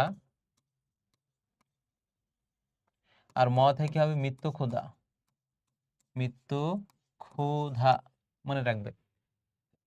কত বছর বয়সে? 43 বছর বয়সে দুরারোগ্য রোগে আক্রান্ত হয়ে মারা যান। আর তার এই যে মৃত্যুকথা একটি উপন্যাস। আর মনে রাখার টেকনিক দিয়েছে দেখো, বাকুম, বা থেকে বাঁধনহারা, তার প্রথম পত্র উপন্যাস ছিল কাজী নজরুল ইসলামের, খু থেকে কুহেলিকা, ম থেকে মৃত্যুকথা। বাকুম দিয়ে 3টা উপন্যাস মনে রাখতে পারবা। তারপরে ওমর ফারুক খেজুর পাতার চাটায়ে বসে রাজ্য পরিচালনা করতেন। সাইমুম ঝড়, মরুভূমির একটা ঝড়ে হযরত ওমরের কুটির ভেঙে পড়েছিল। দরবারে আসতে খলিফা রাদিয়াল্লাহু আনহু দেরি হয়েছিল, একটি মাত্র জামা ভেজা ছিল তাই। চিরধারী শব্দের অর্থ হচ্ছে ছিন্ন বস্ত্র পরিধানকারী, বা এখানে চিরস্থায়ী অর্থ ব্যবহার হয়। মুয়াজ্জিনের কণ্ঠে কবি ওমরের আহ্বান শুনতে পেয়েছেন। আমির উল মুমিনিন অর্থ বিশ্বাসীদের নেতা। জ্ঞানমূলক কয়েকটি প্রশ্ন দেখো। খলিফা ওমর রাদিয়াল্লাহু আনহু ইসলামের কততম খলিফা ছিল? দ্বিতীয়। তাহলে হযরত ওমর রাদিয়াল্লাহু আনহুকে উদ্ধত বলা হতো কেন?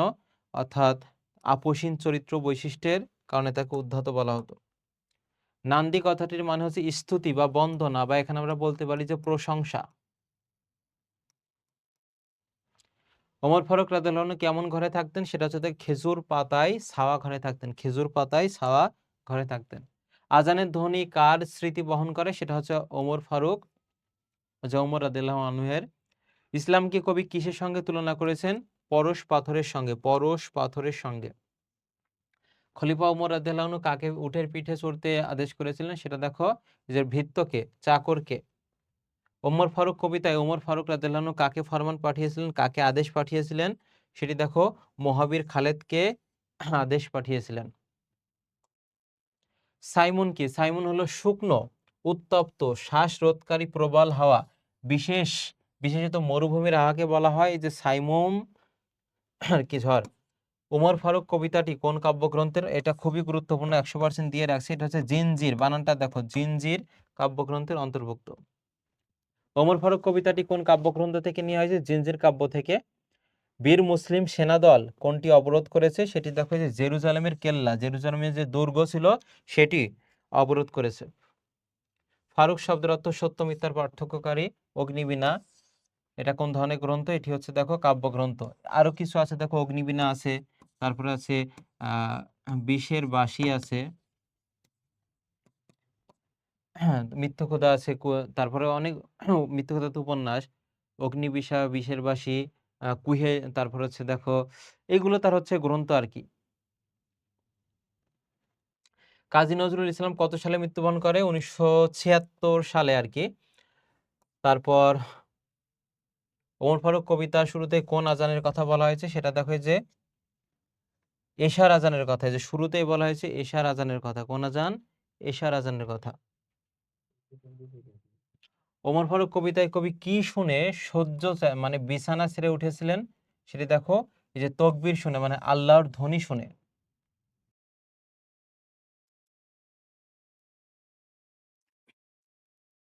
তারপরের অংশটুকু দেখো, অনুধাবনমূলক প্রশ্ন এখানে যেগুলো রেখেছি। ইসলাম বলে সকলে সমান, কে বড় ক্ষুদ্র কে বা, ব্যাখ্যা করো। এটা কিন্তু কবিতার থেকে লাইনটি নিয়েছে, অর্থাৎ এটার দুইটা অংশে আমাকে ব্যাখ্যা করতে হবে। অনুধাবনমূলক, শুরুতে জ্ঞানমূলক অংশটুকু দেখো। ইসলাম বলে সকলের সমান, কে বড় ক্ষুদ্র কে বা, অর্থাৎ এই কথাটির মধ্য দিয়ে ইসলাম ধর্মের সাম্যবাদের দিকটি তুলে ধরা হয়েছে। অর্থাৎ সাম্যবাদ, এখানে কোনো বৈষম্য থাকবে না, কোনো ভেদাভেদ থাকবে না, সেই বৈশিষ্ট্যকে এখানে বোঝানো হয়েছে। ওমর ফারুক কবিতায় হযরত ওমর রাদিয়াল্লাহু আনহু চরিত্রের সাম্যবাদী দৃষ্টিভঙ্গি প্রতিফলিত হয়েছে। সমতা, হ্যাঁ তিনি ছিলেন ইসলাম ধর্মের একজন প্রতিনিধিত্বশালী ব্যক্তি। ইসলামকে তিনি মনে প্রাণে ধারণ করেছিলেন, ফলে ইসলামের সাম্যবাদী দৃষ্টিভঙ্গি তার মধ্যে পরিপূর্ণরূপে ফুটে ওঠে। বিশাল যে মুসলিম জাহানের খলিফা হয়েও তিনি নিজ ভৃত্যকে, অর্থাৎ নিজের চাকরকে তার সঙ্গে সমান মর্যাদা দিতে কুণ্ঠিত কিন্তু হয়নি, পিছপা হয়নি। ভৃত্যকে তিনি উঠের পিঠে উঠিয়ে নিজেই ধরেছেন কি উঠের রশি। বর্তমান প্রেক্ষাপটে তো এটা কল্পনাও করা যায় না। ভৃত্য এতে রাজি না হলে তিনি বলেন ইসলাম ধর্মে সবাই সমান, কেউ বড় ছোট নেই। ইসলামের এমন সাম্যবাদী দৃষ্টিভঙ্গির বাস্তব রূপই খলিফা হযরত ওমর রাদিয়াল্লাহু আনহু দেখাতে চেয়েছিলেন। অর্থাৎ এইভাবে যদি তুমি লিখতে পারো, শুরুতে জ্ঞানমূলক অংশটুকু লিখবে, এক আঙ্গুল ফাঁকা রেখে পরবর্তীতে এটা 4 বা 5 লাইনে ব্যাখ্যা করবে, ফুল মার্কস তুমি পাবে। পরেরটা দেখো, তুমি নির্ভীক, মানে তোমার কোনো ভয় নাই, তুমি সাহসী। এক খোদা ছাড়া করনি কারো ভয়, তুমি এক খোদা ছাড়া অন্য কাউকে তুমি ভয় করনি। অর্থাৎ কার সম্পর্কে বলা হয়েছে? হযরত এই যে ওমর রাদিয়াল্লাহু আনহু সম্পর্কে, তিনি যে অসীম সাহসিকতা ছিলেন এবং তিনি ইসলামের দ্বিতীয় খলিফা ছিলেন, তার সম্পর্কে কিন্তু বলা হয়েছে। অসীম সাহসিকতা বলে কিন্তু বলিয়ান ছিলেন তিনি। ওমর ফারুক রাদিয়াল্লাহু আনহু এই কবিতায় ওমর তার চারিত্রিক বৈশিষ্ট্য, আদর্শ কিন্তু তুলে ধরেছেন। এবং কোন কোন বৈশিষ্ট্য আহ, এখানে কিন্তু বিস্তারিতভাবে আছে। যেমন একদিকে যেমন তিনি ন্যায়পরায়ণ ছিলেন, তারপরে দেখো কোমল হৃদয়ের অধিকারী ছিলেন। তার ন্যায় বিচার বলতে দেখো, ন্যায়পরায়ণ বা ন্যায় বিচার, তার সন্তান মদ পান করেছিল, তাকেও কিন্তু তিনি চাবুক দিয়ে আঘাত করেছে, এক পর্যায়ে কিন্তু মারাও যায়। অর্থাৎ আহ, বর্তমান প্রেক্ষাপটে দেখো, কোনো একটা নেতার ছেলে যদি অপরাধ করে, সেই ক্ষেত্রে কিন্তু তার বিচার হয় না, টাকায় কিন্তু মানে ওই মামলাটা একদম খারিজ করে দেয় আর কি। কিন্তু ওমর রাদিয়াল্লাহু আনহু যে শাসক ছিল এবং ন্যায়পরায়ণ ছিল, ন্যায় বিচারক ছিলেন তিনি, সেটা কিন্তু উজ্জ্বল দৃষ্টান্ত আমরা দেখতে পাই কবিতার মধ্যে। মানুষের স্বর্গে তুলিয়া ধরিয়া ধুলাই নামিল শশী, খুবই গুরুত্বপূর্ণ। অর্থাৎ মানুষকে উচ্চে অবস্থান দিয়ে তিনি নিজে নিচে অবস্থান করলো। এই শশী শব্দের অর্থ চাঁদ, কিন্তু ওমর রাদিয়াল্লাহু আনহুকে বোঝানো হয়েছে। দেখো কিভাবে লিখবে, যে এটা বলতে বোঝানো হয়েছে হযরত ওমর রাদিয়াল্লাহু আনহুর সাম্যবাদ ও মহানুভবতার বিষয়টিকে বোঝানো হয়েছে। সাম্যবাদ ও মহানুভবতার বিষয়টিকে বোঝানো হয়েছে। আর এটা আলোচনা করা হয়েছে ইতোমধ্যে, 4 বা 5 লাইনে এটা লিখবে। হযরত ওমর রাদিয়াল্লাহু আনহুকে মানব প্রেমিক বলা হয়েছে কেন? কারণ তিনি সব মানুষকে ভালোবাসতেন এবং তিনি ছিলেন কি? সাম্যবাদ ছিলেন, সমতা, তার মধ্যে কোনো যে বৈষম্যের কোনো রেশ ছিল না, কোনো চিহ্ন ছিল না। গুরুত্বপূর্ণ কয়েকটি বহু নির্বাচনে রেখেছি দেখো শুরুতে। ইসলাম রবি, অর্থাৎ এখানে রবি শব্দের অর্থ সূর্য, জ্যোতি অর্থ হচ্ছে আলো। আজ তার দিনে দিনে বিমলিন, সত্যের আলো নিভিয়া জ্বলিছে, জোনাকির আলো ক্ষীণ। চরণ দুটি কোন কবিতার অংশ? তাহলে তোমার পঠিত কবিতা থেকে এমন কয়েকটা লাইন উঠিয়ে তোমার কাছে জানতে চাইবে এটা কোন কবিতা থেকে নেওয়া হয়েছে। তাহলে এটি দেখো কি হবে, এই যে ওমর ফারুক, এই কবিতা থেকে নেওয়া হয়েছে। পরেরটা দেখো, সত্যের আলো নিভিয়া দ্বারা কি বোঝানো হয়েছে? অর্থাৎ সত্যের আলো নিভিয়া গেছে, এটা দ্বারা বোঝানো হয়েছে কি যে দুঃসময়ের সূচনা, দুঃসময়ের মানে খারাপ সময়ের সূচনা। পরের প্রশ্নটি দেখো, কবির মতে কি নিভে গিয়ে জোনাকির ক্ষীণ আলো চলছে? সেটি হচ্ছে দেখো এই যে ইসলাম রবি, ইসলাম রবির এই যে এটা নিভে গিয়ে জোনাকির ক্ষীণ আলো চলছে। পরের প্রশ্নটি, ওমর ফারুক কবিতায় কাকে পরশ মানিক বলা হয়েছে? কাকে পরশ মানিক বলা হয়েছে? সঠিক উত্তর এই যে ইসলামকে। পরশে তাহার সোনা হলো যারা, তাদেরই মোরা বুঝি। মোরা অর্থ হচ্ছে আমার আর কি, বা আমরা এখানে, অর্থাৎ এখানে সঠিক উত্তর দেখো ইসলাম ধর্ম।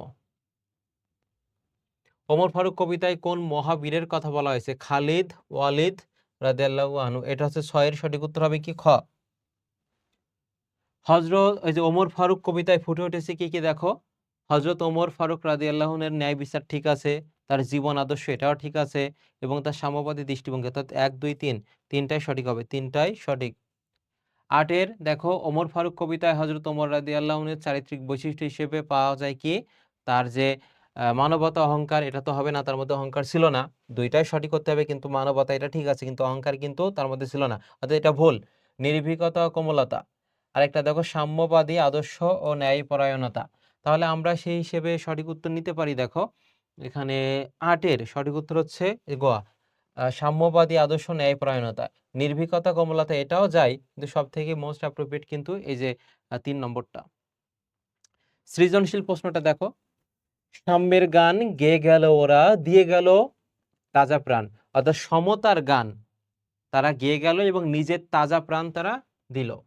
চিরদিন যেন পেয়ে যায় ওরা মানুষের সম্মান। অর্থাৎ যারা নিজের প্রাণ বিসর্জন দিয়ে দেয় তারা হচ্ছে কি চিরদিন, চিরজীবন কি মানুষের সম্মান পেয়ে যায়। অনেকে নিজের বুকে তাজা রক্ত ঢেলে দিয়ে ভাষাকে রক্ষা করেছে, এবং তারা কি দেখো এই যে মারা যাওয়ার পরও মানুষের মনে কি থাকে? অমর থাকে। রবে না বিভেদ মানে কোনো ভেদাভেদ থাকবে না, হবে না অভেদ, কেউ ভেদ হবে না, মানে দূরে সরে যাবে না। এটা সকল ধর্ম জাতি ঘুষিয়ে আধার জ্বলিবে আবার চিরসাম্যের ভাতি। প্রশ্নগুলো দেখো, এই যে বলতে না বলতেই, ওমর ফারুক কবিতাটি কোন কাব্যগ্রন্থের অন্তর্ভুক্ত? সেটা হচ্ছে জিনজির কাব্যগ্রন্থের অন্তর্ভুক্ত। জিনজির, এটা কিন্তু আসবে, আমি 100% দিয়ে রাখছি। তোমার স্মৃতি যে আজানের ধ্বনি জানে না মুয়াজ্জিন। অর্থাৎ এটা দ্বারা বুঝিয়েছে দেখো, হযরত ওমর রাদিয়াল্লাহু আনহু ইসলাম ধর্ম গ্রহণের পরে প্রকাশ্যে যে আজান দেওয়ার রীতি প্রচলন করার বিষয় সেটি ইঙ্গিত করা হয়েছে। হযরত ওমর রাদিয়াল্লাহু আনহু ইসলাম গ্রহণের পূর্বে নামাজের জন্য প্রকাশ্যে আজানের রীতি ছিল না, মানে তিনি ইসলামের দ্বিতীয় খলিফা ছিলেন, এবং তিনি ইসলাম ধর্ম গ্রহণের পূর্বে যে প্রকাশ্যে আজান দিবে এই বিধান বা রীতি ছিল না। কুরাইশদের যে শ্রেষ্ঠ বংশ কুরাইশদের ভয়ে মুসলমানরা উচ্চ স্বরে আজান দিতে সাহস পেত না। হযরত ওমর রাদিয়াল্লাহু আনহু ছিলেন কুরাইশ বংশের বংশোদ্ভূত শ্রেষ্ঠ বীর। ইসলাম ধর্ম গ্রহণের পরে প্রকাশ্যে আজান দিতে আর কোনো বাধা ছিল না আর কি। তাই আজানের সঙ্গে ওমরের স্মৃতি বিজড়িত সেই কথা অনেক মুয়াজ্জিন জানেন না, বর্তমান মুয়াজ্জিন জানেন না। এটা অনেকেই, সবাই জানেন না এটা না। উদ্দীপকের সঙ্গে ওমর ফারুক কবিতার সাদৃশ্য, মানে উদ্দীপক যেটা বলা হয়েছে এটার সাথে ওমর ফারুক কবিতার সাদৃশ্য মানে কোন কোন দিকে মিল আছে সেটি দেখো, যে সাম্যবাদী দর্শনের যে সমতা, কোনো ভেদাভেদ থাকবে না, সমতার দিকটা কিন্তু মিল আছে, এটা মনে রাখবা। আর 2 নম্বর প্যারাটা একেবারে মূল কথা, মানে সমতা সম্পর্কে তুমি কি জানো। ওমর ফারুক কবিতায় ইসলামের দ্বিতীয় খলিফা হযরত ওমর রাদিয়াল্লাহু আনহুর জীবন আদর্শ, তার চরিত্র, তার মাহাত্ম্য, তার মহানুভবতা, তার মানবিকতা, তার সাম্যবাদী দৃষ্টিভঙ্গি প্রতিফলিত হয়েছে, এবং নিজে ভৃত্যকে তিনি তার সঙ্গে সমান মর্যাদায় দিতে কিন্তু কুণ্ঠিত করেনি। তাহলে 2 নম্বর যে প্যারাটা থাকবে এখানে কখনোই তুমি উদ্দীপকের প্রসঙ্গ আনবে না। 3 নম্বর যে প্যারাটা সেখানে উদ্দীপক প্লাস তোমার পঠিত কবিতার কোন কোন দিকে মিল রয়েছে সেগুলো তুমি ফুটিয়ে তুলবে। ঘ নম্বর বলেছে দেখো, উদ্দীপকের চেতনাকে হযরত ওমর রাদিয়াল্লাহু আনহুর জীবন আদর্শের নিরিখে, অর্থাৎ উদ্দীপকের যে চেতনা সেটি হযরত ওমর রাদিয়াল্লাহু আনহুর জীবন আদর্শের নিরিখে, মানে পর্যালোচনা করে বিশ্লেষণ করো আর কি। অর্থাৎ ওমর ফারুক কবিতায় কবি ইসলামের দ্বিতীয় খলিফা হযরত ওমর রাদিয়াল্লাহু আনহুর যে চরিত্রের বীরত্ব, তার যে কোমলতা, তার যে নিষ্ঠা, তার যে মহানুভবতা, তার যে সাম্যবাদী দৃষ্টিভঙ্গির গীত করেছেন। এই যে এই শব্দগুলো যখন তুমি লিখবে না তখন তুমি ফুল মার্কস কিন্তু পাবে। অনেকে লিখতে পারবে না, বানিয়ে বানিয়ে উদ্দীপক লিখবে। হযরত ওমর রাদিয়াল্লাহু ছিলেন সাম্যবাদের মূর্ত প্রতীক। বানানটা দেখো দীর্ঘকার আছে। নিজ ভৃত্যকে তিনি তার সঙ্গে সমান মর্যাদা দিতে কুণ্ঠিত করেননি। কোনো পিছপা হননি তিনি। ৩ নম্বর যে প্যারা থাকবে, প্রত্যেকটা প্যারার পর একটা ১ আঙ্গুল করে ফাঁকা রাখবে। অনেকে ২ আঙ্গুল করে ফাঁকা রাখে না, এটা করবা না। ১ আঙ্গুল করে রাখবে এবং লেখার সময় দেখবে মাত্রাগুলো যাতে সোজা আছে কিনা এবং একটা অক্ষর দেখো এই যে লিখলে আরেকটা হচ্ছে এই ছোট লিখলে এইভাবে, এভাবে যেন হয় না। মানে সবগুলো অক্ষর যেন একেবারে মাঝারি সাইজের হয়, এদিকে খেয়াল রাখবে। আর ৪ নম্বর যে প্যারাটা থাকবে সেখানে তোমার একটা মন্তব্য কিন্তু ফুটিয়ে দিতে পারো। এইভাবেই লিখবে। আজকের লেকচারটি অর্থাৎ ৮ এবং ৯ অনেক বড় একটি লেকচার ছিল। আশা করি মূল বই ১ম এ পড়িয়েছি, তারপর হচ্ছে গুরুত্বপূর্ণ অংশ স্লাইডে রেখেছি। এই ২ এর সমন্বয়ে ভালো একটা মার্ক তোমরা পাবে। আর বইটা আমি দিয়ে দিব অতি সত্বরই। আজকের ক্লাসটি এ পর্যন্তই। দেখা হবে পরবর্তী পরবর্তী লেকচারে। ভালো থাকো, সুস্থ থাকো এবং কোনো সমস্যা হইলে অবশ্যই আমাকে জানাবে।